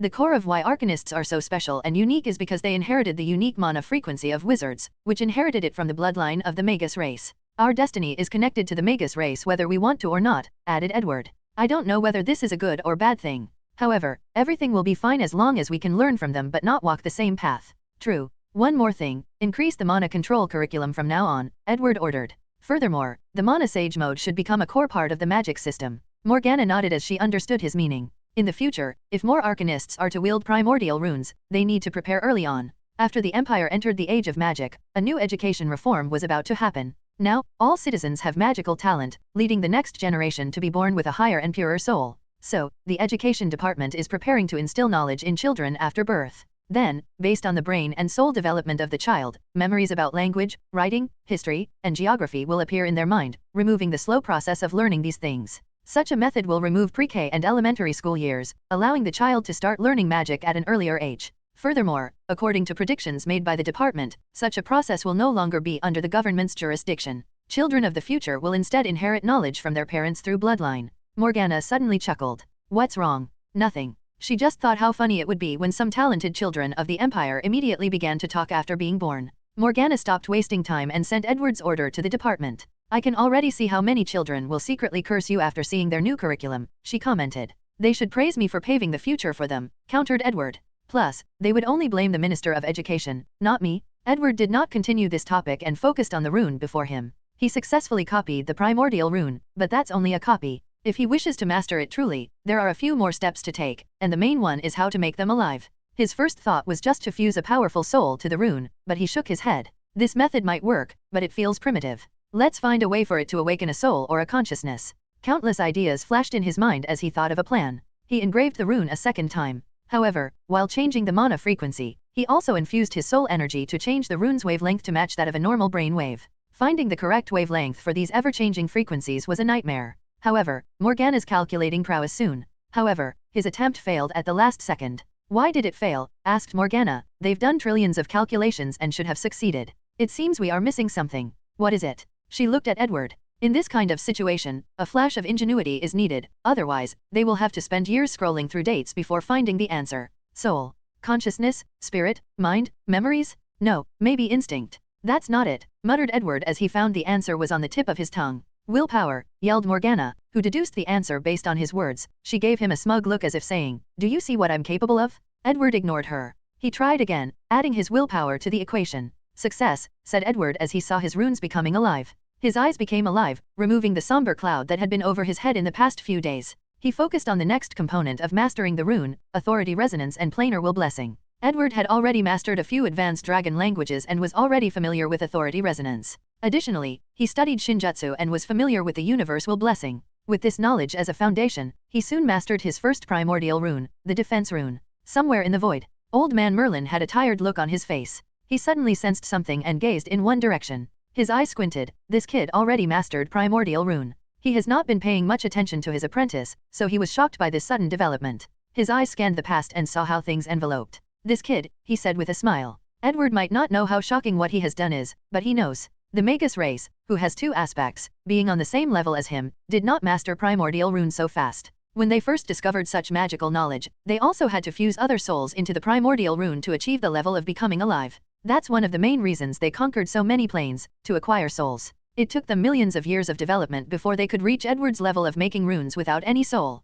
The Magus race was very advanced for their age, as only tier 12 entities will start involving primordial runes. As for the void runes, only a few geniuses of tier 14 will begin to learn them, but tier 15 is truly required for everybody else. That old guy Odin was lucky and had an opportunity to learn primordial rune at tier 10 and soon rose to become a legend. I'm proud of you, kid, muttered Merlin. However, he did not dare go see him as the current situation could endanger Edward if they met. 514 Comparison and update. After mastering the defense primordial rune, Edward focused on the second artifact that made clones. However, this rune was harder to master as it involved multiple runes fused into one. As such, he had to break them down and study them individually. So, Edward created a shadow clone to spear this endeavor while he focused on something else, updating his arcane runes. The first step Edward took was turning these runes into living runes. He followed the formula he used for the primordial runes, modifying it to fit his own rune. Things proceeded smoothly as he created his first living arcane rune. What do you think? Asked Edward. Just like primordial runes, they are inherently more potent but not very effective for battle, unless you stored them beforehand. Edward agreed. Living runes take too much time to engrave. Furthermore, creating one takes a tremendous amount of soul power and willpower. Such consummation is not ideal for battle. So, the best use of them is for artificer or storing them beforehand and using them similar to a magic scroll. You're correct, but the usage of energy has reached a new height. The consciousness of the rune has a natural instinct not to waste any energy. So, with this living rune, the Empire's energy usage reached a new height. Edward activated the arcane rune spell, a basic fireball spell. However, he felt like two people were casting the same spell with the living runes. The rune ensured Edward did not waste any mana during the casting process while borrowing the mana in the environment and boosting the spell like an arcane sorcerer. How are the calculations for the 3D spell going? It's still 10% completed, replied Morgana. Arcanists can cast ultra spells using 3D runes. However, most 3D runes are used for magical artifacts. Regardless, Edward wanted to know how powerful ultra spells would become after turning into living runes.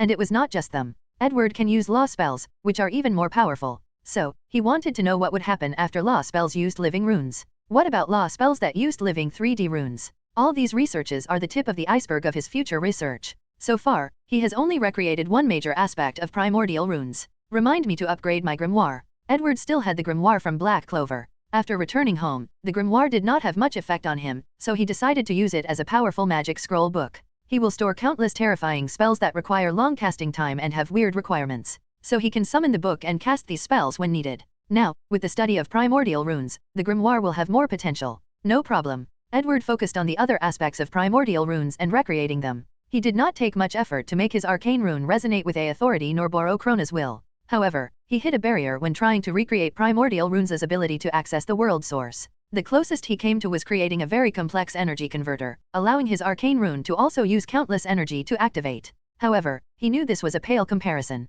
As long as the Empire discovers a new energy, we can immediately create an energy converter by studying how it reacts to a primordial rune. However, their ability to access the world source should not be so simple. Why don't you try to use willpower to force access to the world source? Suggested Morgana. Since such a rude method worked for authority, it might work for world source. Let's try. Edward mobilized his willpower and created another rune. It failed, replied Edward. The resistance was 100 times more than normal. It's like Krona would fight me to her last breath if I tried. In that case, you might have to raise your willpower to 10 if you want to have a chance of succeeding, explained Morgana. True, but even then, it might be a simple process. Morgana nodded. So, what do we do now? Do you have any ideas? No. It seems primordial runes have a special identity, and their status as the primary and best magical language cannot be changed. So, our goal now should be to master more of them until we can dethrone them. It would be best if we had an encyclopedia of primordial runes, commented Morgana. That's not a bad idea. Edward accessed the Akashic record and searched for such a thing. However, after seeing the price, he closed it without hesitation. He guessed even if he sold most of the Empire's current knowledge, he might not be able to buy it. Primordial runes are so valuable. Edward sighed. The Magus race should have created an encyclopedia. Let's see if we can find it. In the meanwhile, let's turn the recorded runes we have into true primordial runes. The rune recorded in the awakened individual of the Empire can only be said to be the lowest level of primordial rune imitation. What Edward has to do is turn them into the genuine them, allowing the Empire to master more primordial runes. What is Orikimura doing? Suddenly asked Edward. He's doing his own research on the fusion of the flesh and the soul. That's interesting. Tell him to participate in the chakra research. Now that we know chakra has greater potential, we should place more emphasis on it. As you wish, said Morgana before sending a message. A few seconds later, she said, he refused. According to him, he's already too busy. Tell him if should listen to the man who controls his funding. He agreed, begrudgingly. As long as he listens, nodded Edward. Send a copy of the information to Tsuna to see if she's interested in continuing studying chakra. After giving these orders, Edward continued his research on primordial runes and updated his arcane rune. He has subdivided his arcane rune into different categories, classes, or types. First, there are common runes, which can be simple or complex, followed by 3D runes used in Ultra Spell. Then, there are sub-law runes used by incorporating advanced dragon language. These runes can resonate with authority. He plans to use them to allow Arcanist to use the next class of runes, law runes. As the name implied, these runes were created and modified to allow him to cast spells with his mastered rules. Another category is will runes, which can borrow the universe will's power. These runes paired great with his will coding technique he created based on One Piece's Haki system. Finally, there is paragon runes, which are a combination of everything else. Paragon runes are the new class of rune he created that matched primordial runes. While deep in his work, time passes. Edward looked at a design of Netheril before him. After mastering many primordial runes and creating countless paragon runes, Edward chose to update the floating city. Moreover, this update is major, as he was trying to elevate it to tier 11. His plan was simple, use primordial and paragon runes as the core of the city, turning it into a living creature. With the living runes as the core, he could link the consciousness of all the runes, turning the entire city into a living creature. As a creature with a soul and consciousness, turn Netheril into a tier 11 entity. Sadly, his plan faced a major flaw. He did not yet create the method of becoming tier 11. So, even if Netheril became a living thing capable of training and growing like an Arcanist, it made no difference. Regardless, the new update will greatly improve the floating city. If Netheril were on PAR with a tier 10 god who controlled a dozen planes, after the update, he would be on PAR with the ones who controlled hundreds of planes.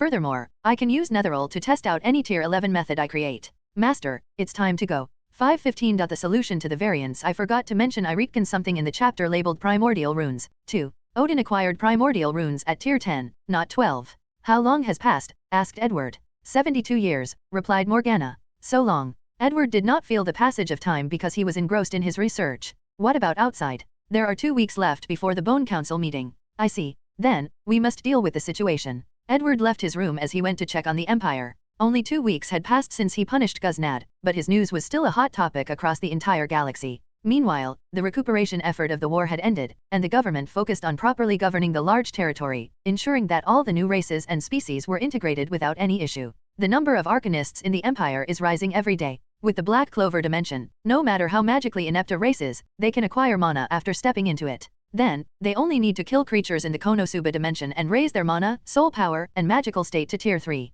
Then, with such a large population of magical users, the development of magic and technology in the Empire will further accelerate. Edward finished reviewing the things he needed to pay attention to during his brief absence. Besides the fact that the elves began to show terrifying talents after being cloned, nothing is noteworthy. Any news on the savant race? No, these people are very good at anti-divination, replied Luna, feeling a little frustrated. Hermione heard some news in the abyss and went to check it. However, she sent news a few days ago that it was nothing but rumors. However, she did learn of another clue and was pursuing it. We have found the archives, relics, and tombs of many ancient races in this galaxy, said Rowena. I hope we can find some information. However, we are still deciphering many things. I see. Well, as long as there is some progress. Anyway, we still have 50 years. That's not really a lot of time, added Olivier. Although it's still better than nothing. If Krona had not intervened, the Guardians probably would have immediately come to arrest Edward, forcing them to fight back and have no choice but to run away. In the worst-case scenario, many people might have died in the process. Are you leaving? Asked Rowena.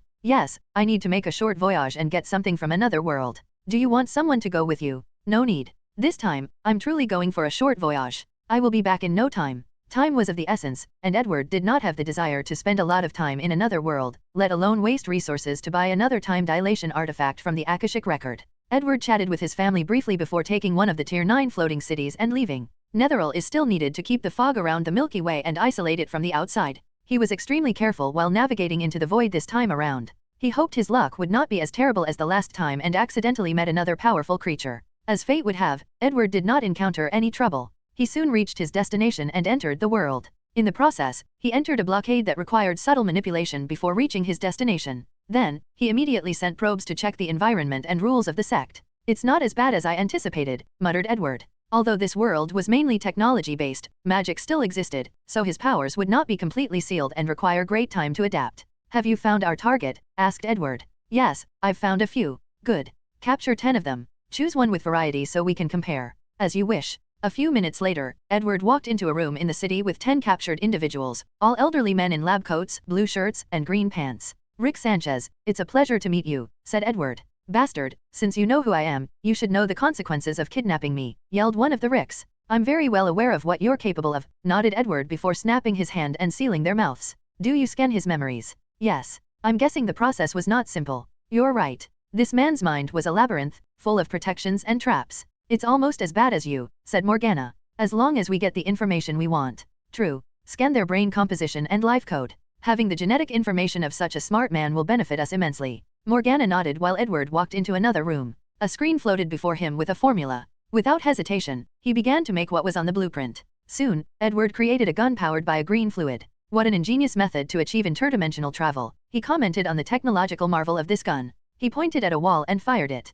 He walked through the portal and teleported to another dimension. Edward acquired the coordinates of many places from the portal guns of the captured Rick. So, he tested the coordinates, traveling to a few dimensions, parallel timelines, and places in the universe. After I changed the formula, I can use this technology to replace the warp portals of the Empire. Warp portals are being constructed daily for the Empire's newly conquered territory, linking everybody together. In the future, any Earthling can instantly travel to the farthest end of the galaxy with these portals. However, warp portals are expensive and require arcanists efficient in space magic to install. However, with Rick's portal gun, he can create new and cheaper portals with the same and even better effect. Furthermore, I can begin my Omniverse Gate project. After almost dying in the void, Edward has been planning to create a gate that can travel from one universe to another without entering the void. By then, he only needs to buy the coordinate from the Akashic record and use his Omniverse Gate to travel.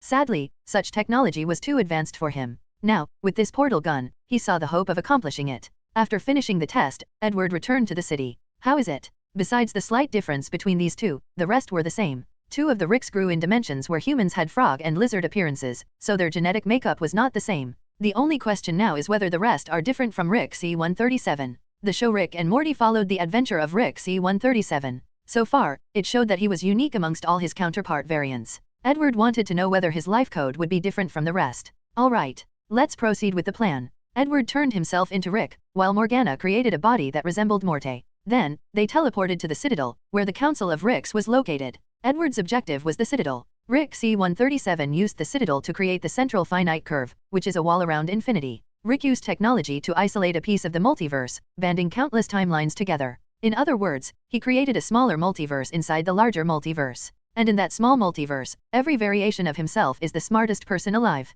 Edward's goal is to get his hands on the Citadel's technology and build a wall around his timeline, isolating it from his other variants. 516 The Citadel. Edward used a spell to temporarily turn into one of the Ricks, assuming the identity of Rick E345. He knew the Citadel had ways to track the portal guns of the Ricks, so he ensured there were no problems while capturing them. Afterward, he and Morgana calmly opened a portal to the Citadel. The place was vast and contained myriad places of entertainment. So, he went to get some ice cream. Half an hour later, he said, "How is it?" "The security of this place is insane," replied Morgana in Morty's voice. Edward had to hide a cackle, making her stare at him. "What do you expect? One of the smartest individuals in the world created it," replied Edward, ignoring her violent reaction. "How long would it take you to crack it?" "At least 5 months. So long. Whoever created this system made sure it could only be cracked from the inside," she replied, shaking her head. "We don't have 5 months. So, let's take it down from the inside." Wang Wei's plan to take down the Citadel was simple and direct. He used the same method Rick C-137 used. He secretly transferred his mind from one Rick to another until he controlled the Rick with the highest security level in the Citadel. With that access, he entered a virus into the Citadel's system, allowing Morgana to infiltrate from the inside. 3 days later, they had complete control of the thing. "Beautiful," commented Edward, reviewing the Citadel's blueprint before him. This thing was purely technology, so there were many things he did not immediately understand. However, based on what he deciphered, this thing was truly a masterpiece. "This thing is truly the highest order of technology," nodded Morgana. After gaining the inheritance of the Technomancer, the Empire's technology tree rapidly developed. However, even with the recent update, the technology before them can be described as very advanced. Are we still going to scan C-137's life code and get his memories? Of course. As the main designer of the Citadel, it's imperative we get his memories. Furthermore, all signs show he might be the smartest of all the Ricks. That's fine, but you should be more careful than usual when dealing with such an intelligent individual. I am aware. People like Rick Sanchez and Doctor Who are similar to him, individuals whose intelligence or talents surpass the limitations of their worlds. So, he would never play around when dealing with them. However, he still has an advantage of information when dealing with these people, so he knows how to approach them. Edward soon put his plan into action. Before landing, he ensured he arrived at a specific time when Bet and Jerry were separated in Season 3 and before Rick destroyed the Citadel.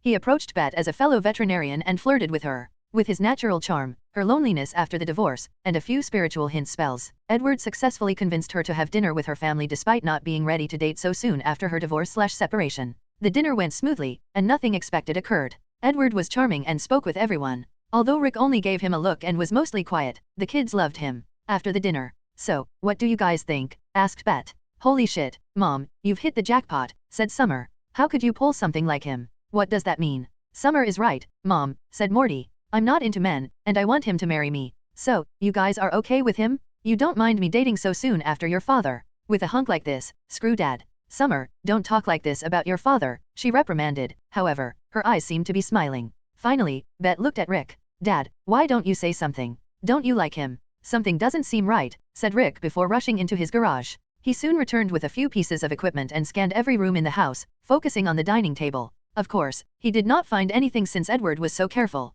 His body was a walking light bulb to advance energy detection. As such, although he was confident in his mana control, he could hide it, but he wanted to be extra careful, so he sent a clone to meet with Bet and her family. Before leaving, he did not leave any bugs or even remain of a spell in the house. Meanwhile, Rick was not satisfied after not detecting anything. So, he scanned the family. Unfortunately, nothing unusual was detected besides the slightly elevated hormones released from Bet's body. As for the hormone anomaly, it was expected when people were excited and believed they were in love. After not discovering anything, Rick decided to keep an eye in case his hunch was correct. 3 days later, Edward invited the family to a fancy dinner, and he was as charming as ever. Floating City. How is it? "We have successfully scanned his brainwave, life code, and received his memories," replied Morgana, making Edward very satisfied. In the show, Evil Morty used a similar method by inviting Rick C-137 to the Citadel for dinner and used the short time to scan his brain and acquire the secrets of the Citadel. With that knowledge, he broke through the central finite curve, leaving the small multiverse where Rick was the smartest man in the world. With these two meetings, Edward's scan was more thorough, especially since he already had the information from the other Ricks.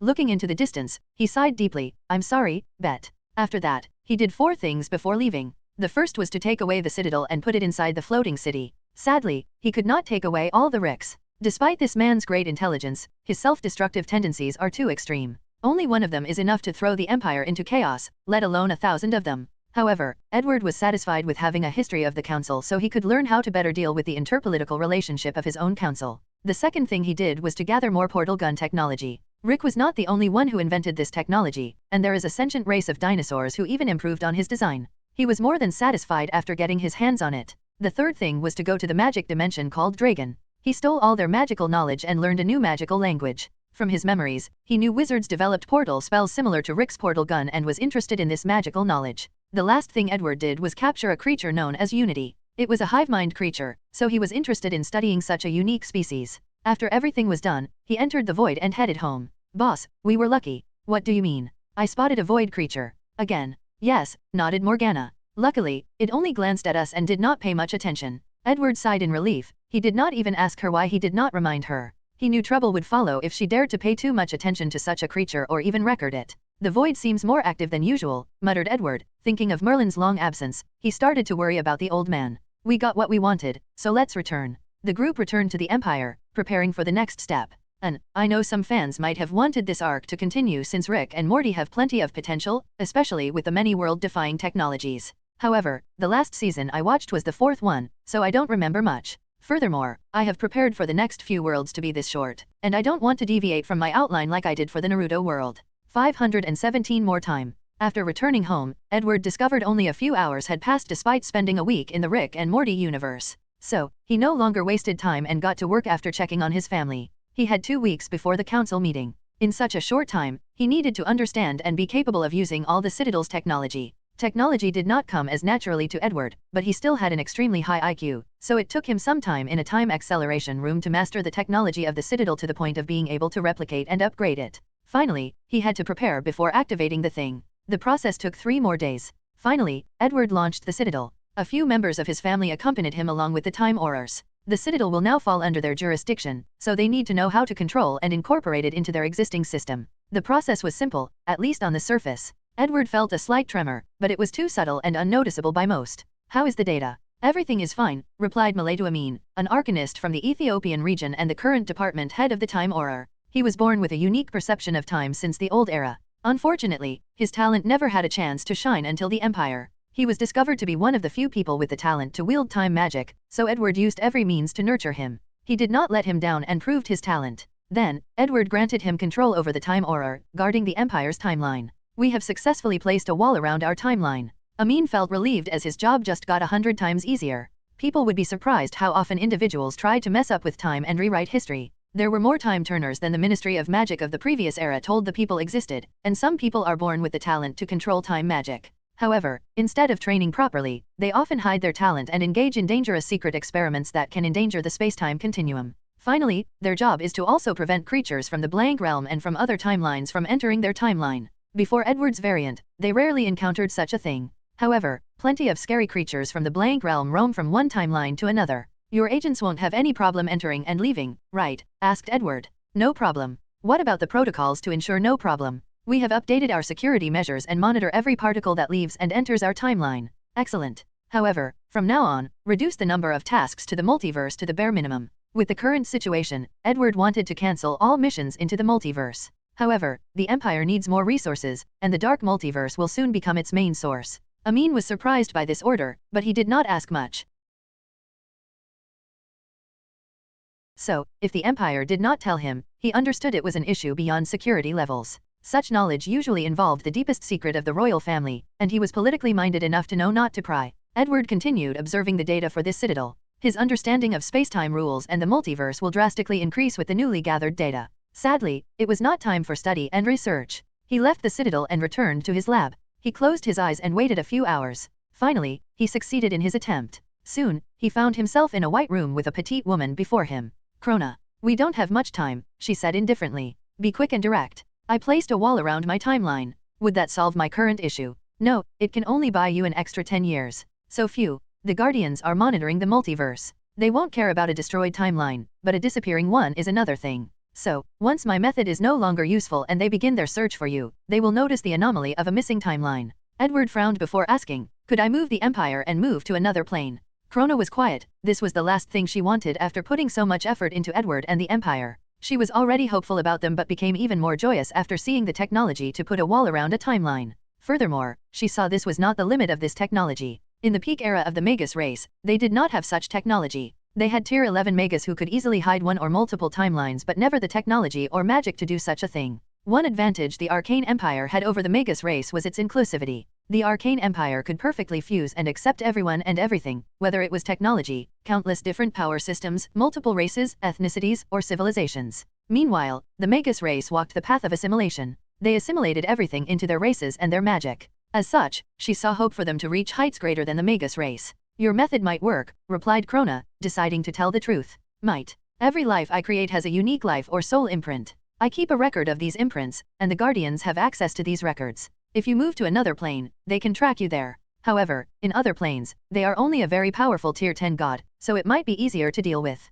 Moreover, you also know the relationship to other planes, they might not be willing to take the risk. Maybe before, but not after exposing the Citadel, added Edward. These Guardians must want to become true tier 11, so they should lust after his Citadel and its technology. Possibly. Can't you hide my soul imprint from the records? That's against the rule. Furthermore, even if I did, what about all the citizens of your empire? That's true, nodded Edward. What about preventing the Guardians from accessing the records? I have a binding oath with them. Unless they no longer hold the position, it's impossible for me to break the rules and reduce their power for the sake of protecting you. After saying these words, more chains appeared on Krona's body, becoming visible even to the normal eyes. Thank you for telling me the truth, quickly said Edward. Edward appreciated Krona not hiding the truth for her benefit. Furthermore, he could also see the risk she took to reveal the truth. That's all I can say for now. In the future, you will not be able to contact me. However, as long as you find the savant race, you will find a way to deal with the Guardian. Edward opened his eyes and exhaled deeply. This trouble is not as simple as I imagined. He did not wish to move the entire empire to another plane.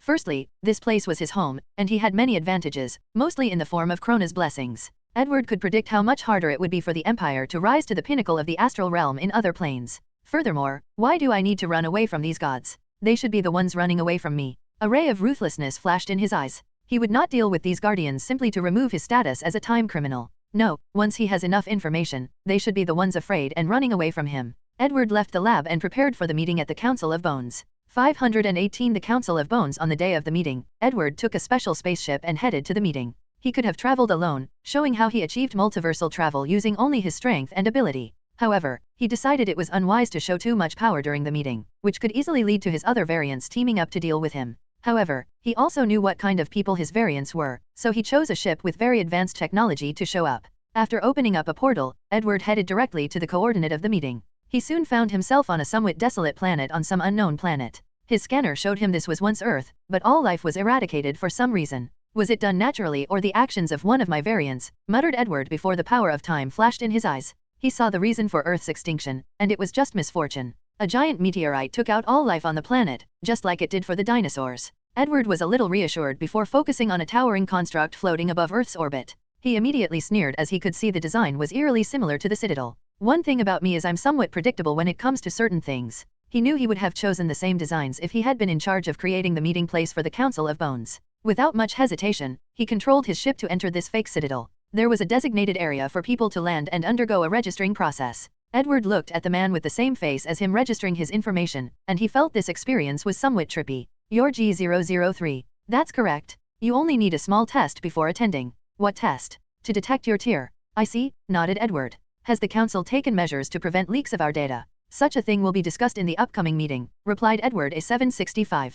His manner indicated this was not the first time he answered that question. Edward no longer asked any questions and followed the man to the testing area. He saw the large room for the testing area, and his eyes immediately turned purple. What's wrong? Asked A765 after seeing him stop. Why does this machine record my mana and soul fluctuations, even scanning for other energies inside my body? A765 frowned after hearing this before pressing a few buttons on the pad in his hand. Edward immediately knew he shut down these functions and sneered. Without hesitation, he entered before exiting a few seconds later. Tier 8, uttered A765 with a severe tone. So far, the Council has recorded 7 Tier 8 variants among thousands. Although all these variants are confident they will reach such heights, especially after coming into contact with the Council, reaching this tier so quickly was still an advantage. After all, besides the founder of the Council, who is rumored to have reached Tier 9, such a tier was the highest in strength. Welcome, G003. I hope you have a pleasant time at the Council. I hope so too, nodded Edward before leaving the testing room. Meanwhile, A765 checked his pad and frowned after reading the information displayed.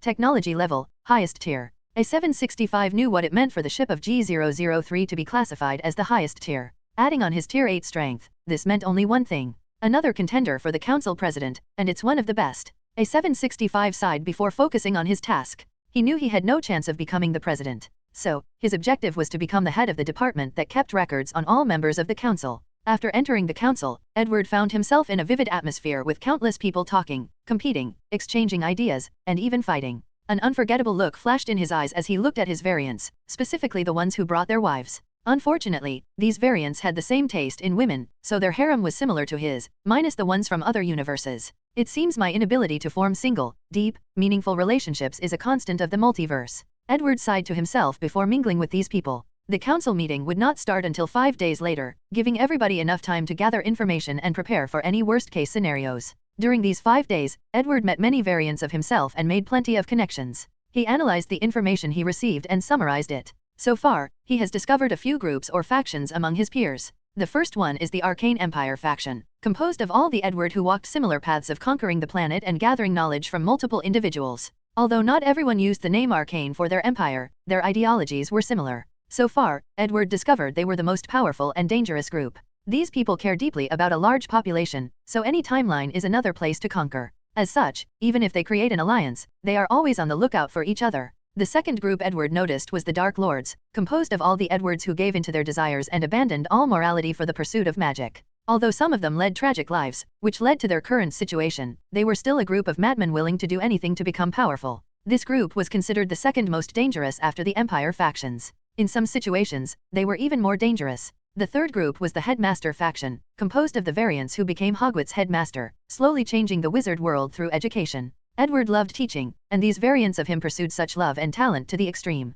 These guys were relatively harmless, with a more peaceful personality at least on the surface. Edward feared that some of them would wish to create a multiversal academy, spreading knowledge and teaching across the multiverse. Their ambitions might make them as dangerous as the Empire factions by then. Of course, they could also be a perfect group to ally with if they can control their greed. The fourth faction is the God faction, composed of the Edwards, who walked the path of divinity and gathered believers. This faction was the least popular as most Edwards shared a passion for anti-God or even religion. Few people publicly associated with that faction, probably even worse than the Dark Lords. The fifth faction was the Alchemy group, created by a group of variants who enjoyed making artifacts, potions, puppets, and many more. This group has great potential and has the foundation to become extremely popular in the council. The sixth and final main faction is the Magitech group. These people focused more on the development of technology and fusing it with magic. They seemed to have some contradictions with the Alchemy group, especially the Artificers. Besides these six, there were other groups, like the Adventure group, which focuses on traveling the universe and multiverse only for adventure, or the Yu-Gi-Oh group, which focuses on the monster card magic that Susan was developing. These groups were powerful but not enough to be classified as the main six. Besides becoming the council president, I also need to become the leader of the alchemists while maintaining sufficient power in the Empire, Headmaster, and Magitech factions. Edward made a plan before heading for the official meeting. 519 The election. The meeting room was a large space with a podium in the middle facing the crowd. The podium had exactly 9 seats, 4 on each side, with 1 in the middle. The crowd was not excited after seeing the setup.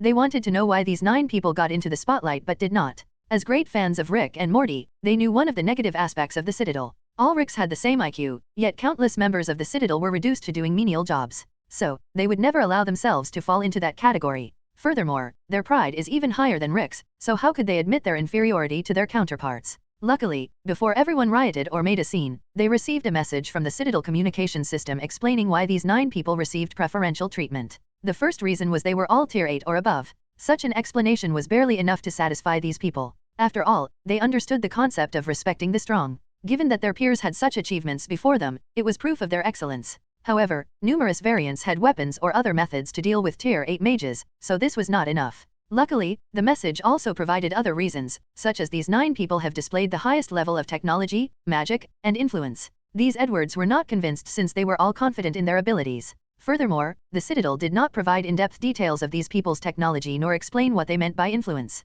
However, such an explanation was enough for them to calm down and watch the ceremony. Then, everybody became quiet and waited. A beam of light flashed on one of the seats on the left, transporting one of the Edwards. The man had a robe similar to Dumbledore's, and even his demeanor was similar. He had a goatee that was perfectly trim, making him look older than normal. "Hello, Edward Bones. My name is Edward Bone," said the man, generating a few cackles at his corny joke. "I'm from Dimension C654. It's a pleasure to meet all of you." A bright light appeared, showing another Edward. However, he was dressed as if from 19th century London. He even had a monocle. "That guy stole my joke. It's like he knew what I was thinking." Another chuckle from the crowd. "They gave me the numbers B235. A third one appeared. However, he was dressed in all red with a dark aura surrounding his body, even his eyes were blood red. "C666, he said directly without any other words. Everyone looked at him and did not say anything. They decided to stay away from antisocial versions of themselves. Those guys are the truly scary ones. The fourth person to appear had everyone looking at him strangely, and that's because he was dressed like a pharaoh from Egypt.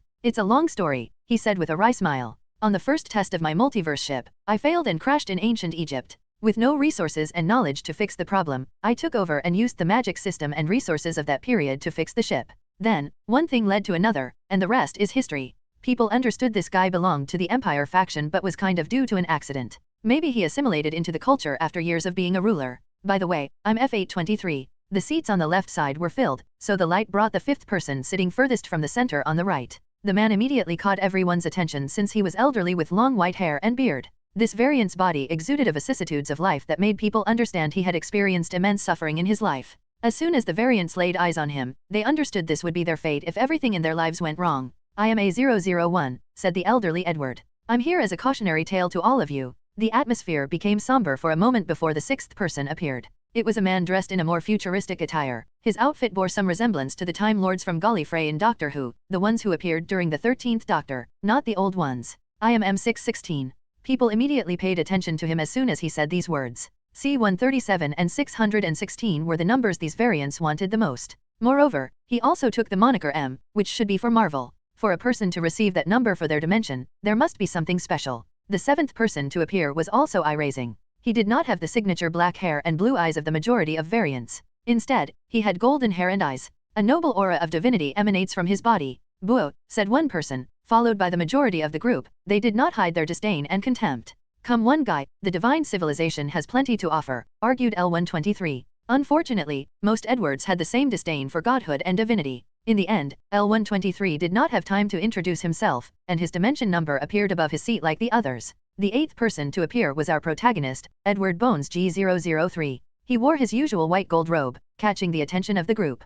His robe was not unique since the design originated from a game, and it was called the Archmage robe. As such, many people had similar designs. However, the magical lights and beautiful runes sewn on the robe gave him a unique charm. "I am G003, and hopefully, your next council president." Edward resisted every urge in his bones to say he was the prime Edward.